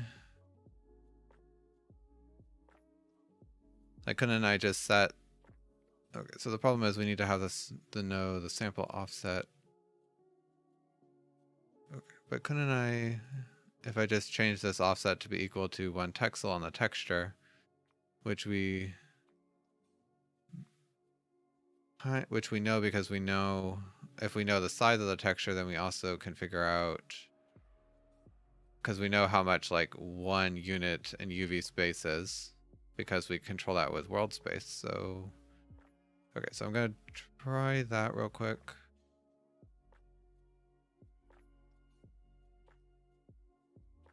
I guess we'll see. I don't know. Okay. Again, let's make a branch so that I can work destructively. Okay. Don't need that right now.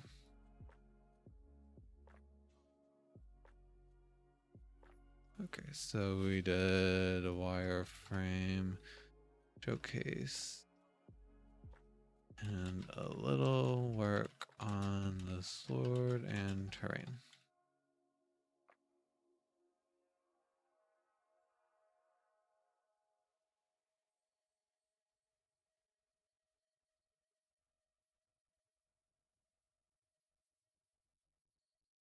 Okay, so this will be, I guess, I don't know, let's call it texel size. If I can spell.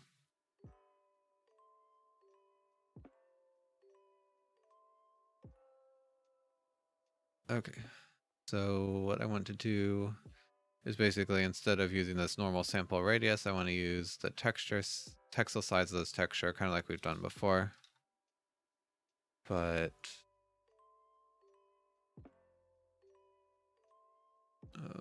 so let's see here. So we know the size of like 1 unit in UV space is equal to the ZW value here, because that's the size of the texture.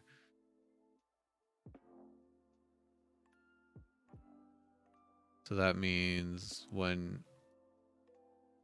the problem here is that we sample based on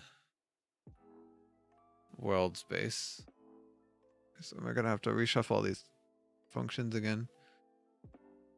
Okay, maybe we should just use UVs here, and that way, yeah, I guess that's fine. It's kind of annoying because I changed this up relatively recently, but because we can change world space into UV. So if we want to work purely with UVs, we have this.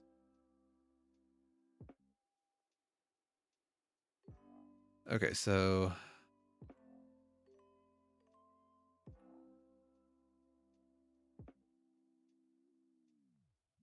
what's going on? Do I? Oh, I see. Okay.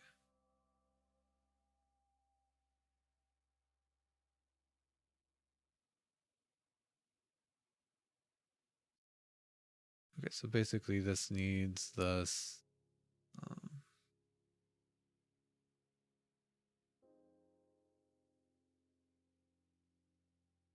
Okay, so this needs a UV offset, but then this needs the world space offset.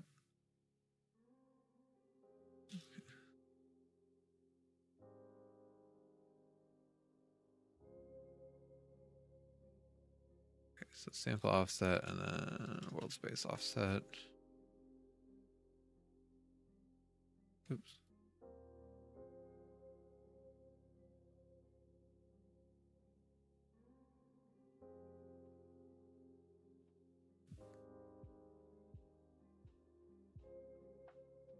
Okay, and then here, so yeah, we don't need this anymore because we want to sample by 1 pixel.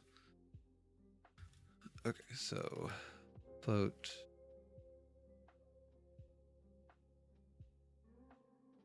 Okay, so technically the texel size. Okay, I'm just gonna assume that it's square for now. So texel size equals NUV is the height map. Oh, I guess it's actually this value. Dot X. Okay, so now we need to get this in world space. So that is, okay, so 1 unit in world space.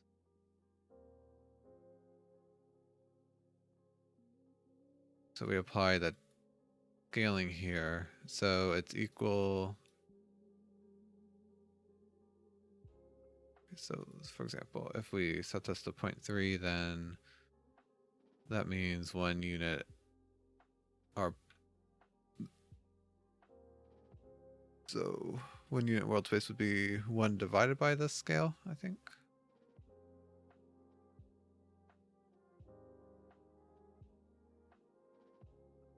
Okay, yeah, all these need to be float too, actually. So I'm just gonna go ahead and change it because, yeah, this world's scale can be different.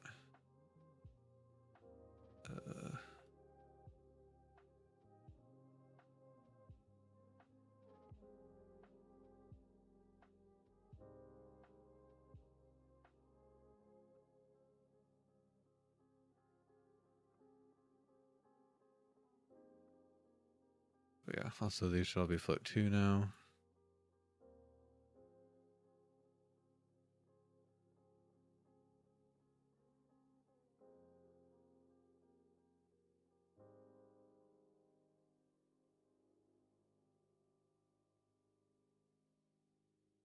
Okay.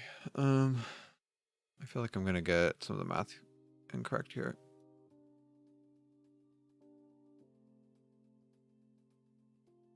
And yeah, it's because this transform text. I think I'm going to just write it out because it's hard for me to think about how it works. So we take this and then we multiply by the main texture scale and transform xy plus texture scale and transform cw. Okay, so again, I need to find the textile size in UV, which we have here. So I guess this is that. And then, okay, so the number,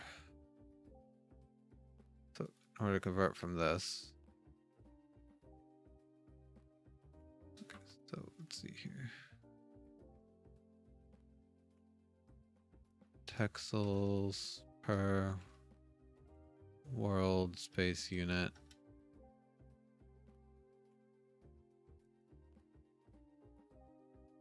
Okay, so we know the number. So the UVs, there's, let's see here.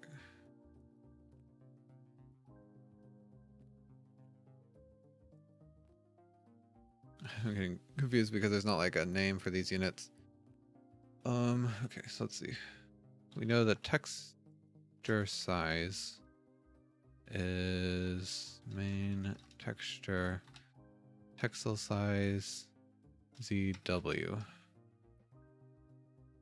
So you would think the number of texture. So if one world unit has the entire map, then that would mean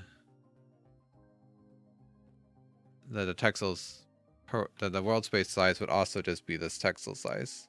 So I guess the confusion comes in when it's different. Okay, let's just see if this works. And we just won't have scaling for now. So yeah, we'll just get rid of this. So it's gonna loop every one unit in world space. Okay, so let's see. No matching two parameter function. Oh yeah, here, this is different.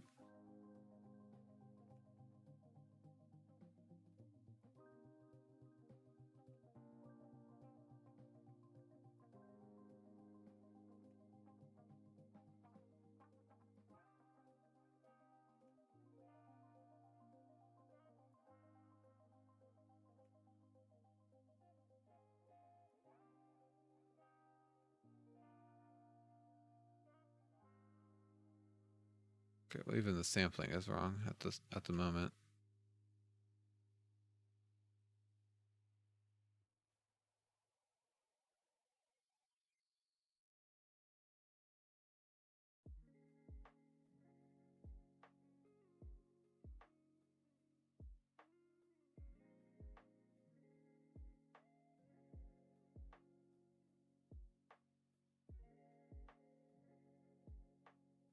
Let's see.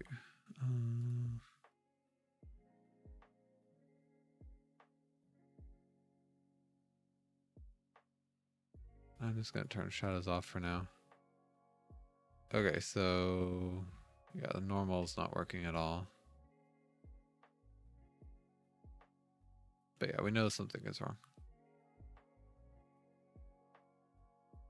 Okay, so why is the height messed up? Is it? I guess this is why.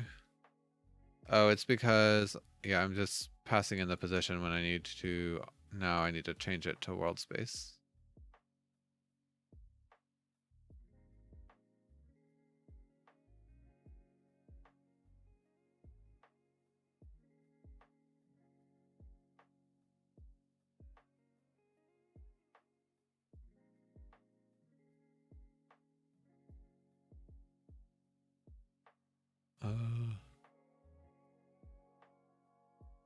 Right there.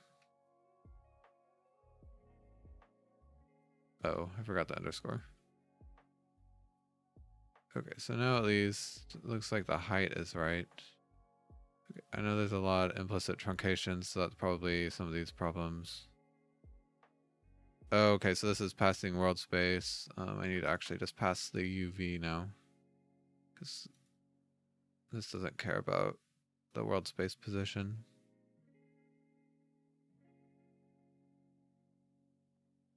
Okay, so float to UV.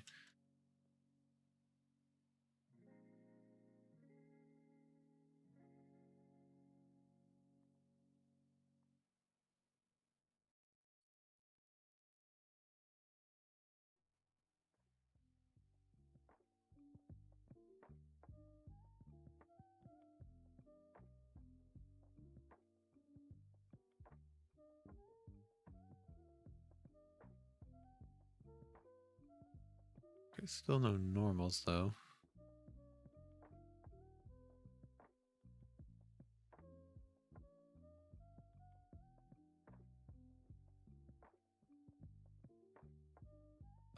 Okay, yeah, well this doesn't match up because I need to set this to 1. Okay, so okay, I think in order to let's see here, so we want the texel size in world space.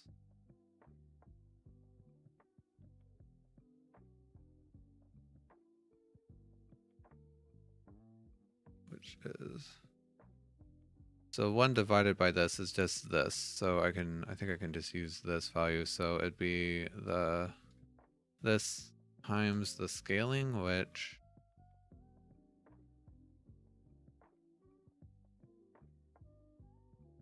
is right here.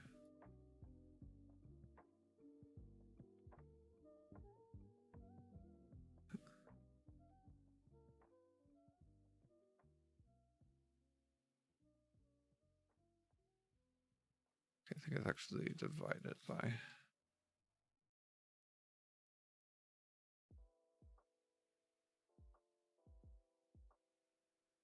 But it doesn't seem to make any difference.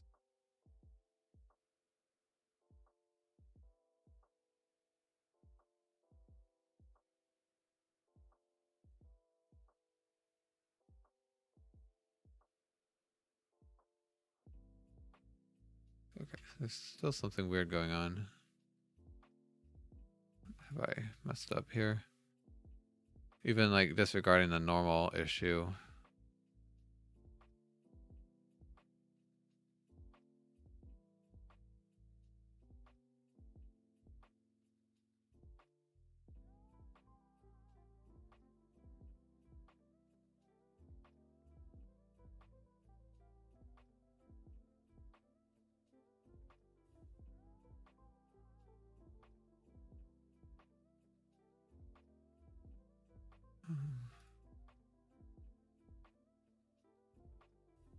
Yeah, this doesn't look right.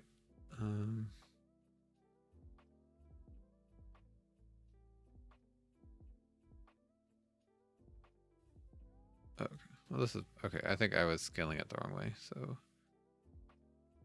okay. So anyway, yeah, when you make this smaller, you kind of stretch out the texture. So that means that the textile size in world space should get bigger. So this makes sense. But we're still not getting any normal.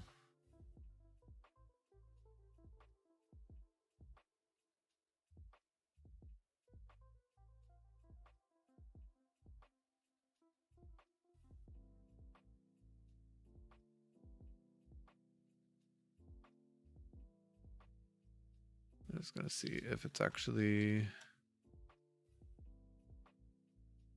this is bluish.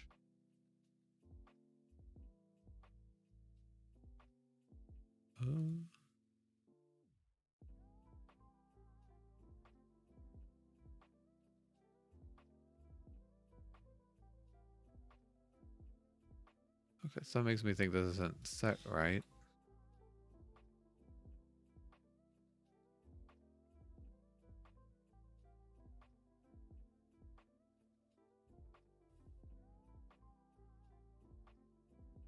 Because like the X and Y should be really small. So they should be near black.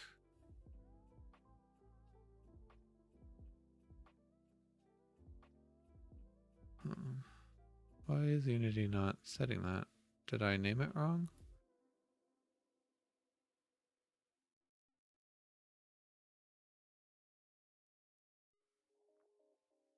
Oh, I know why. It's because... Okay. The height map and then the albedo... Well, the main texture is not even set. Do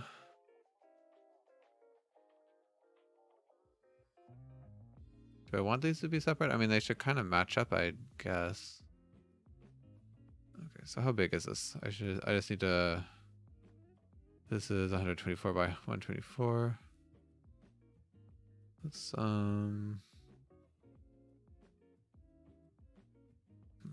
I just need to be able to make... Yeah, if I want to make it look like terrain anyway, I'm going to need to make its own color map anyway.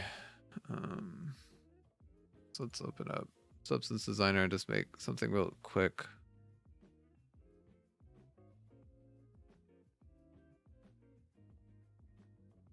Okay, I have set this up, but I guess it's been a little bit.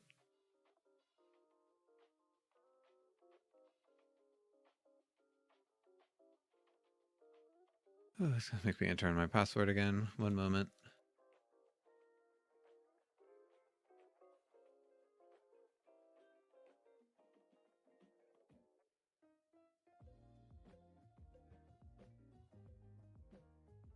Okay.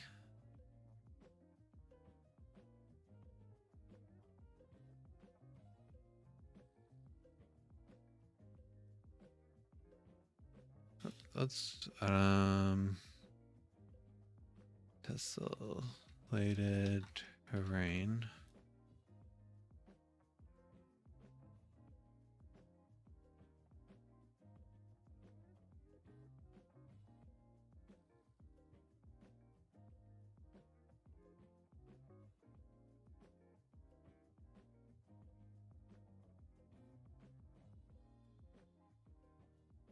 Okay. All right, so we'll just do some really simple noise thing. This looks fine. It's probably actually a little bit too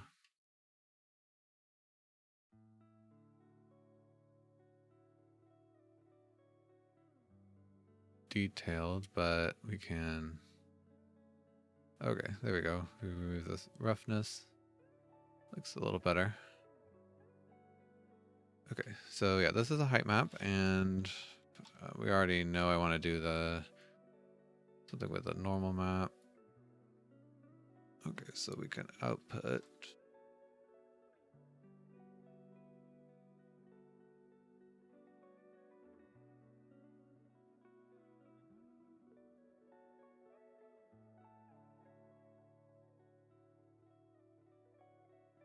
Okay, and then something for color. I don't know, let's just go through a real quick gradient map.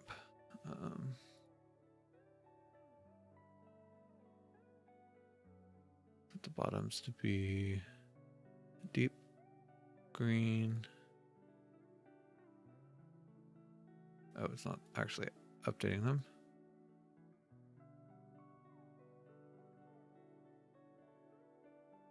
Okay, that's fine for now.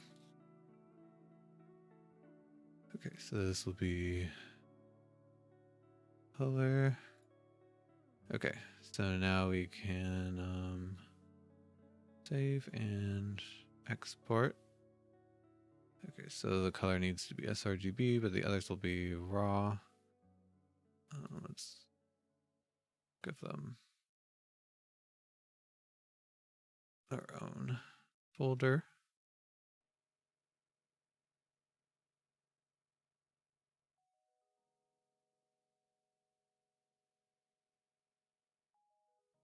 Okay, it's fine.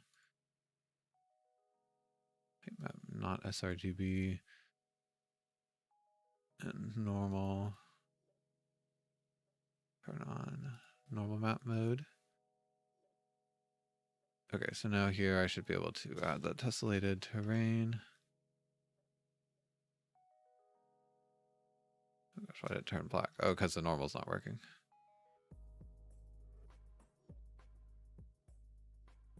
Okay, I don't have a data map. Oh, that's gotta make it.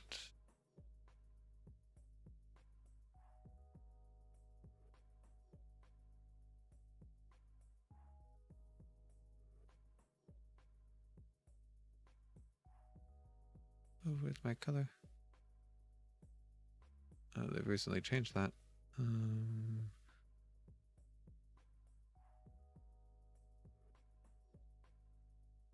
Oh, here, uniform color. So red is metallicity, so we don't want that. Smoothness, I don't know, just put it somewhere halfway. Ambient occlusion, technically we would occlude, I guess I can maybe not be quite so lazy, but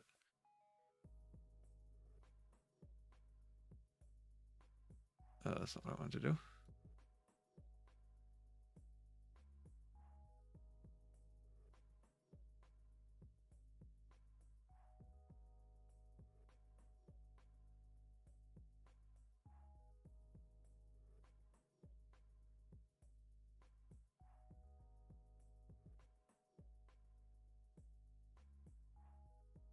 Okay, and again from metallicity, I want to put it at 0.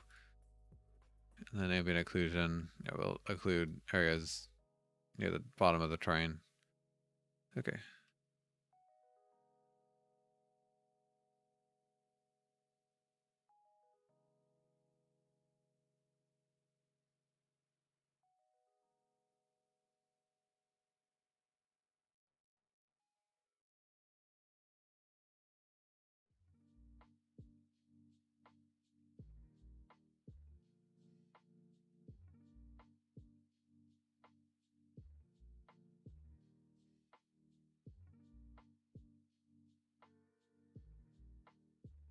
Okay. Okay, so now the texel size. Okay, so excuse me. So it's black. When I leave this on, okay, so yeah, it's kind of, yeah, so that's nearly black because it's quite small.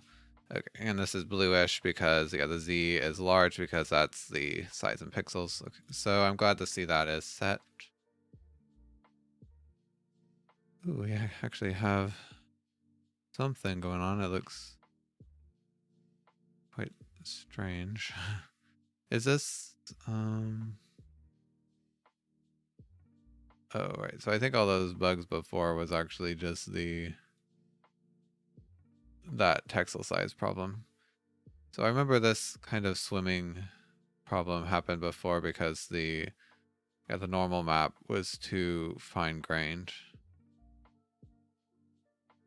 So yeah, you can't really do the per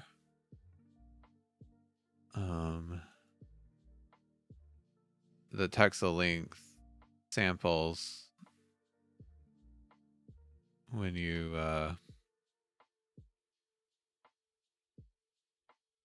do the normals per vertex. Doesn't look right.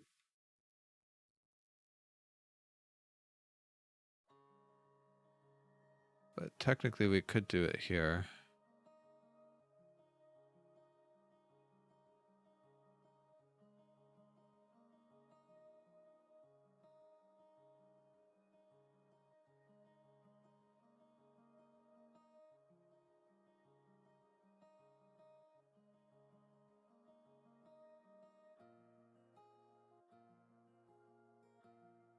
And then if I turned this back on, oh, it doesn't look good. Okay, so it seems like texel size normals, not a go. It doesn't look good.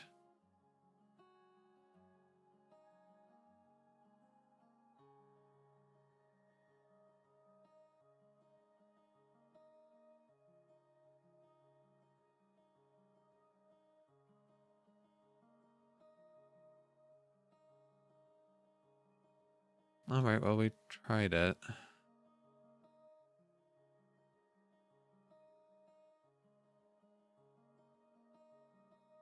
Okay, so I guess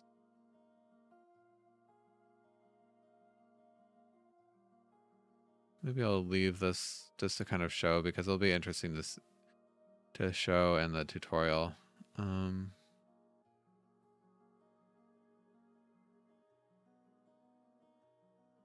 Okay, so let's have a few different options for the normal. What options do I want?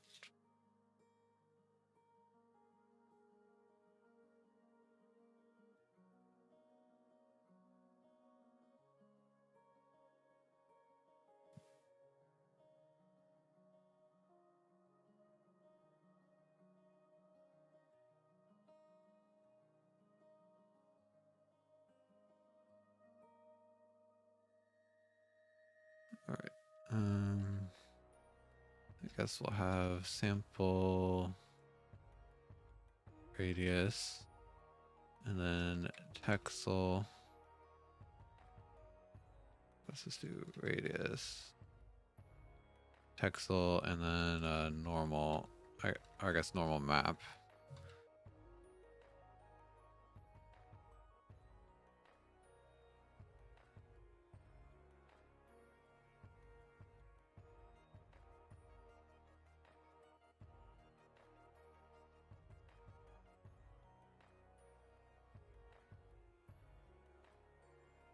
Okay, and then can I combine these together?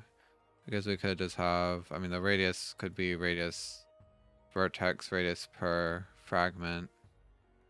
But if you're going to use a normal map, there's really no reason to do. I guess you could also do it in fragment normal. Okay,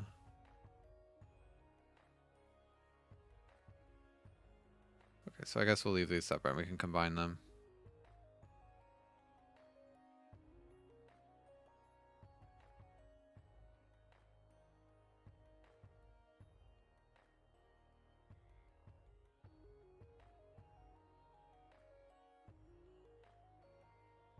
Okay, so now we need to do a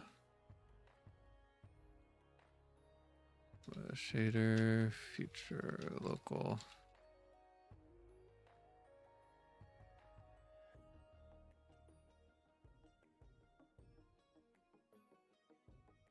Let's duplicate this twice.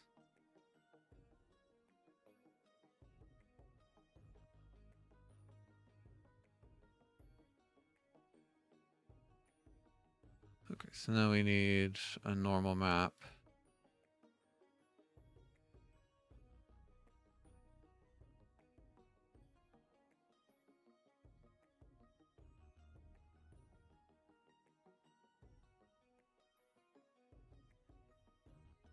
And yeah, if you wanted to be fancy, you would hide this option from in the material inspector when the normal map method isn't chosen, but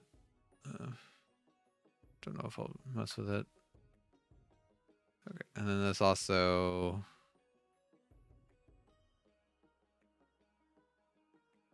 effects, the depth of normals.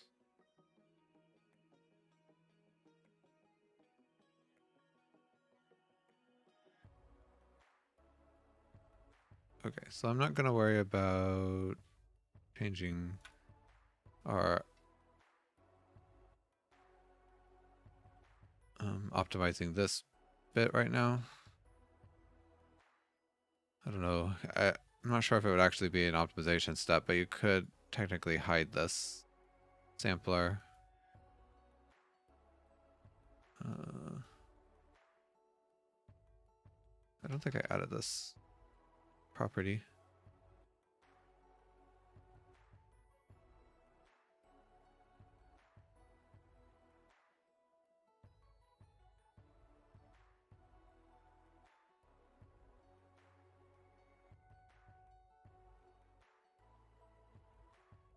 Yes, technically this should be up there.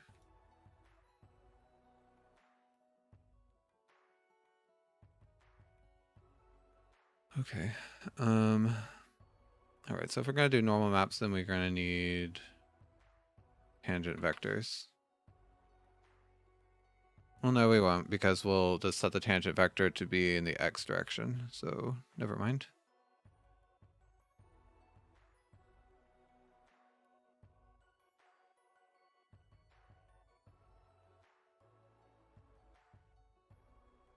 Okay. So let's see.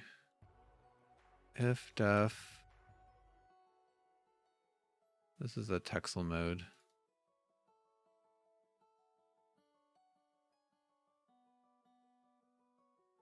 Okay, you can't do an else if def, so to keep things symmetrical, I like to do that. Okay, and then else if defined sample normal method radius, then we'll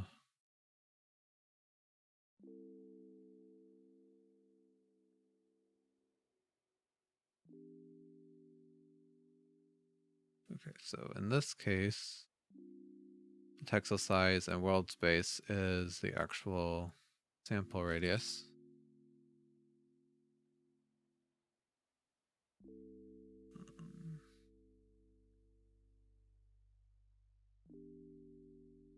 I guess this should be a float too.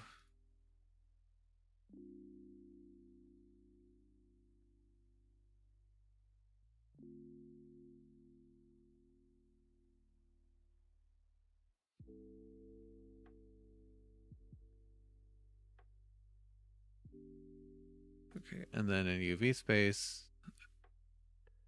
it's this, and then this is so that we basically just want to do this except without the offset, so we just multiply by the scaling.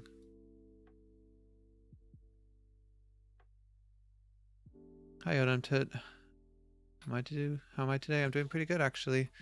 Working on some, trying to make some pretty showcases for a tessellation shader. But it's all right to be late. How are you doing? Fortunately, I only have about 15 minutes left, but that's all right. Okay, and then the last we have if defined. If we use the normal map, then we'll sample the normal map and we'll have to decode it, but we don't really have to do a tangent space transform. Okay, I guess in the other case, if none of these are on, then we'll just set the normal to be straight up.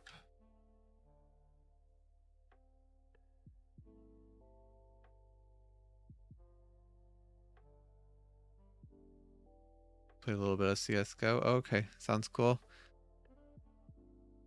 Have some good games.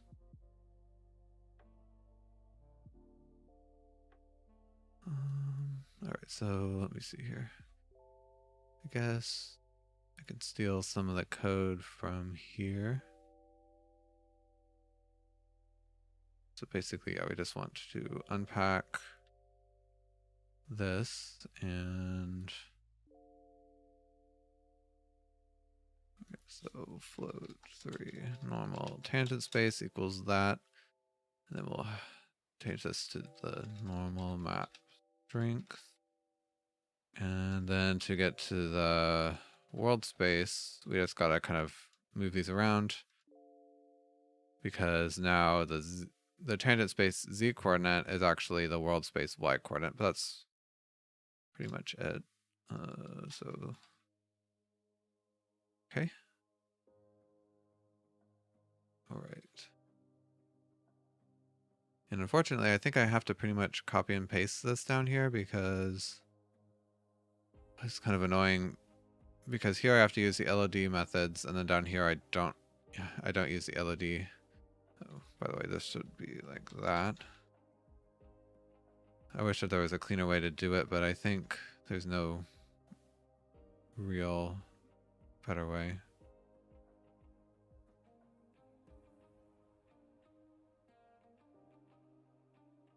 All right, let's add some indentations there.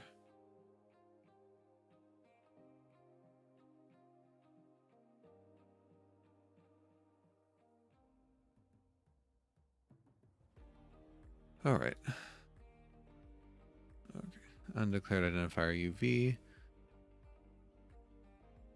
All right. Well, in that case, I could just move this up here. Doesn't really change anything. Okay, believe that.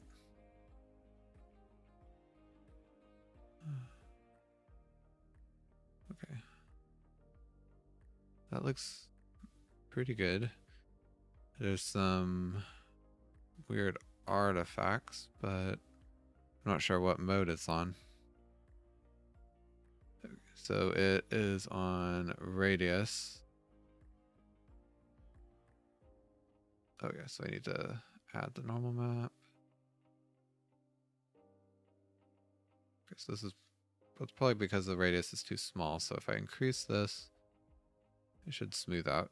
And so that does look better. Okay, and then, oh yeah, it's what's calculating per fragment. So per vertex works as well. And then Texel, so this doesn't look very good. And it's basically because we've decreased the size of the sample radius down to 1 Texel. And here it looks very voxely.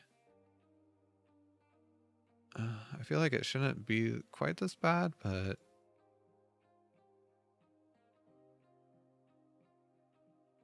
we can mess with that a little more. And then normal map mode, sample texture 2D, too few arguments. Oh right, I have to give it LED 0 there. Declarative higher input.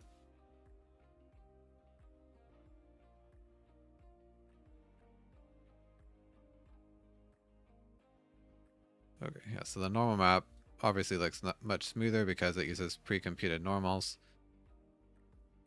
which is kind of how Unity's terrain works. It doesn't try to generate them on the fly like I was doing, and I guess you can see why. It is a lot more higher quality. I was really hoping I could figure out a good way to do it, but there's not, seems like. And then, okay, so that's kind of interesting. So the normal per fragment actually doesn't look, it looks like nearly the same. Is that? I feel like that's like too good to be true.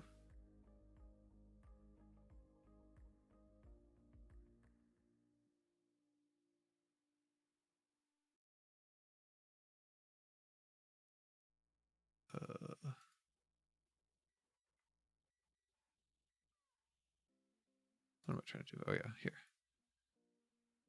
Is it actually?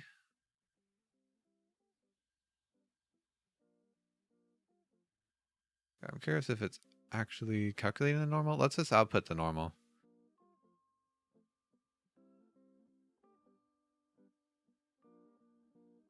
Okay, yeah, that makes a little bit more sense. So it wasn't actually doing the normal.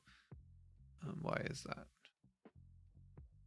Because yeah, it just looked shaded because we were just using the color from the albedo map, which I guess makes sense now that I think about it. So why is the normal map? Yeah, the other methods work fine.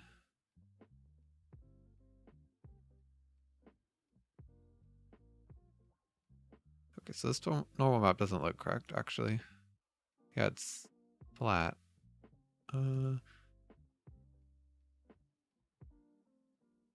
Okay, so it was using the wrong format for one.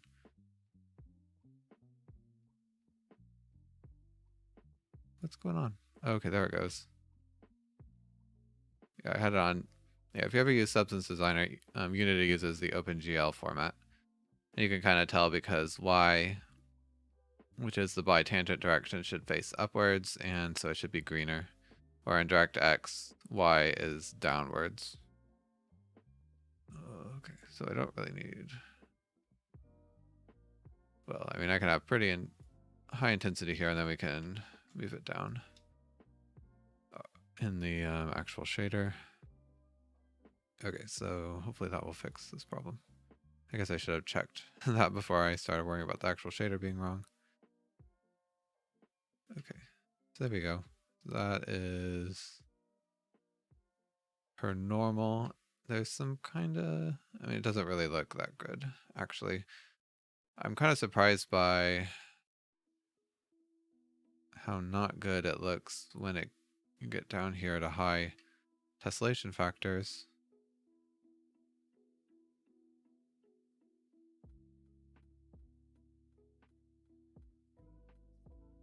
I guess it's not too bad. I think maybe I'm being too harsh, and it's just because the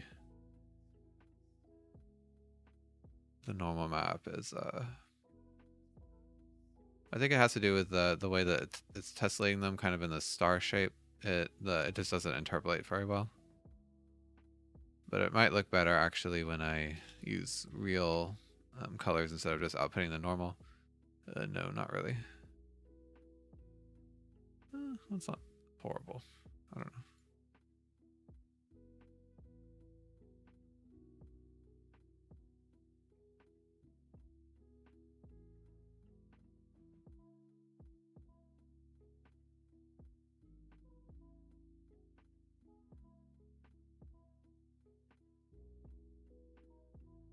Okay, so let's see. So normal map using a radius. So the radius definitely has less detail, but we kind of knew that.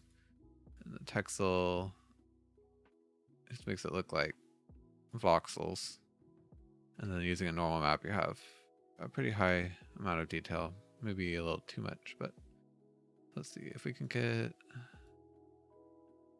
So even when you set the really small... Oh no.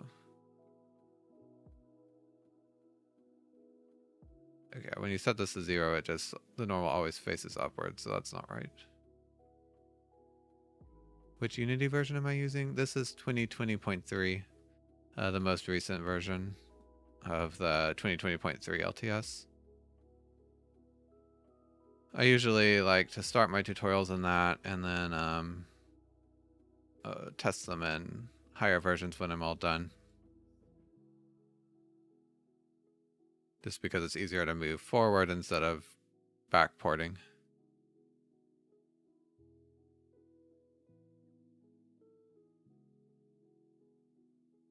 Okay, but this is pretty interesting actually. It's been fun to mess with this. So yeah, the normal map I think is too detailed right now, but we can fix that in Substance Designer. Just actually, probably blurring it would be better, but let's see what this looks like.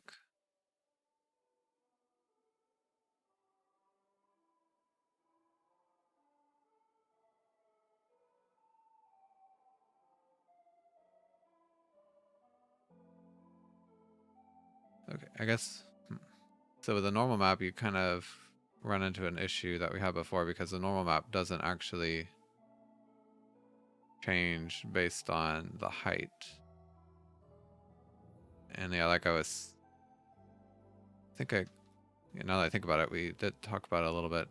So, and there's not really an easy way to do that. Whereas when you have it, this radius method, it actually changes based on the height.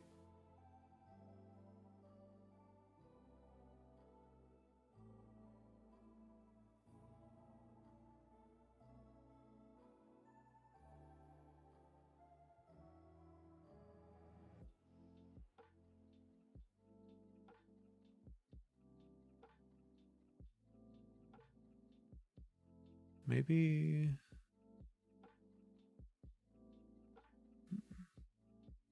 I wonder... I was going to say you could maybe combine them, but no, I don't think that would work because when you increase the height, it will stretch out the normal map along the sides. So, and this normal map isn't built for that kind of geometry anyway. So I think it's just kind of a... Yeah, it's hard to handle variable heights. It's because of the way... I mean, you wouldn't think it'd be so difficult, but... It's just hard to get texture space and world space to match up. But anyway, we've tried a few different ways here, so... Now just make something that looks good. By the way, with... the normal mapping...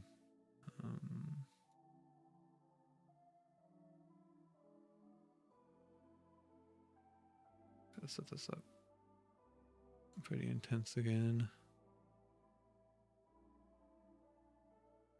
Does the shadow shadow casting look better?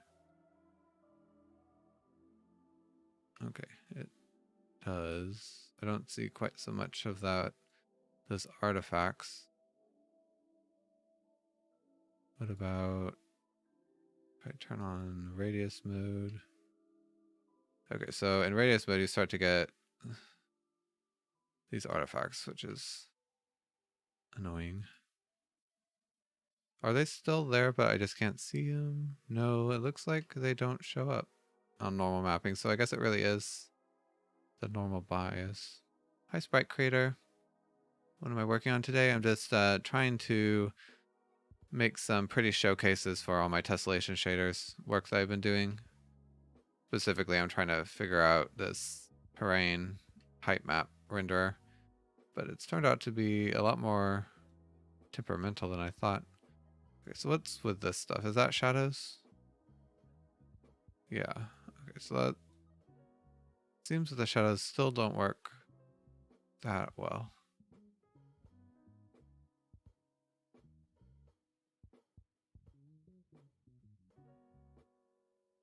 Okay. I mean, some of this might just be part of it. You might just have to live with it.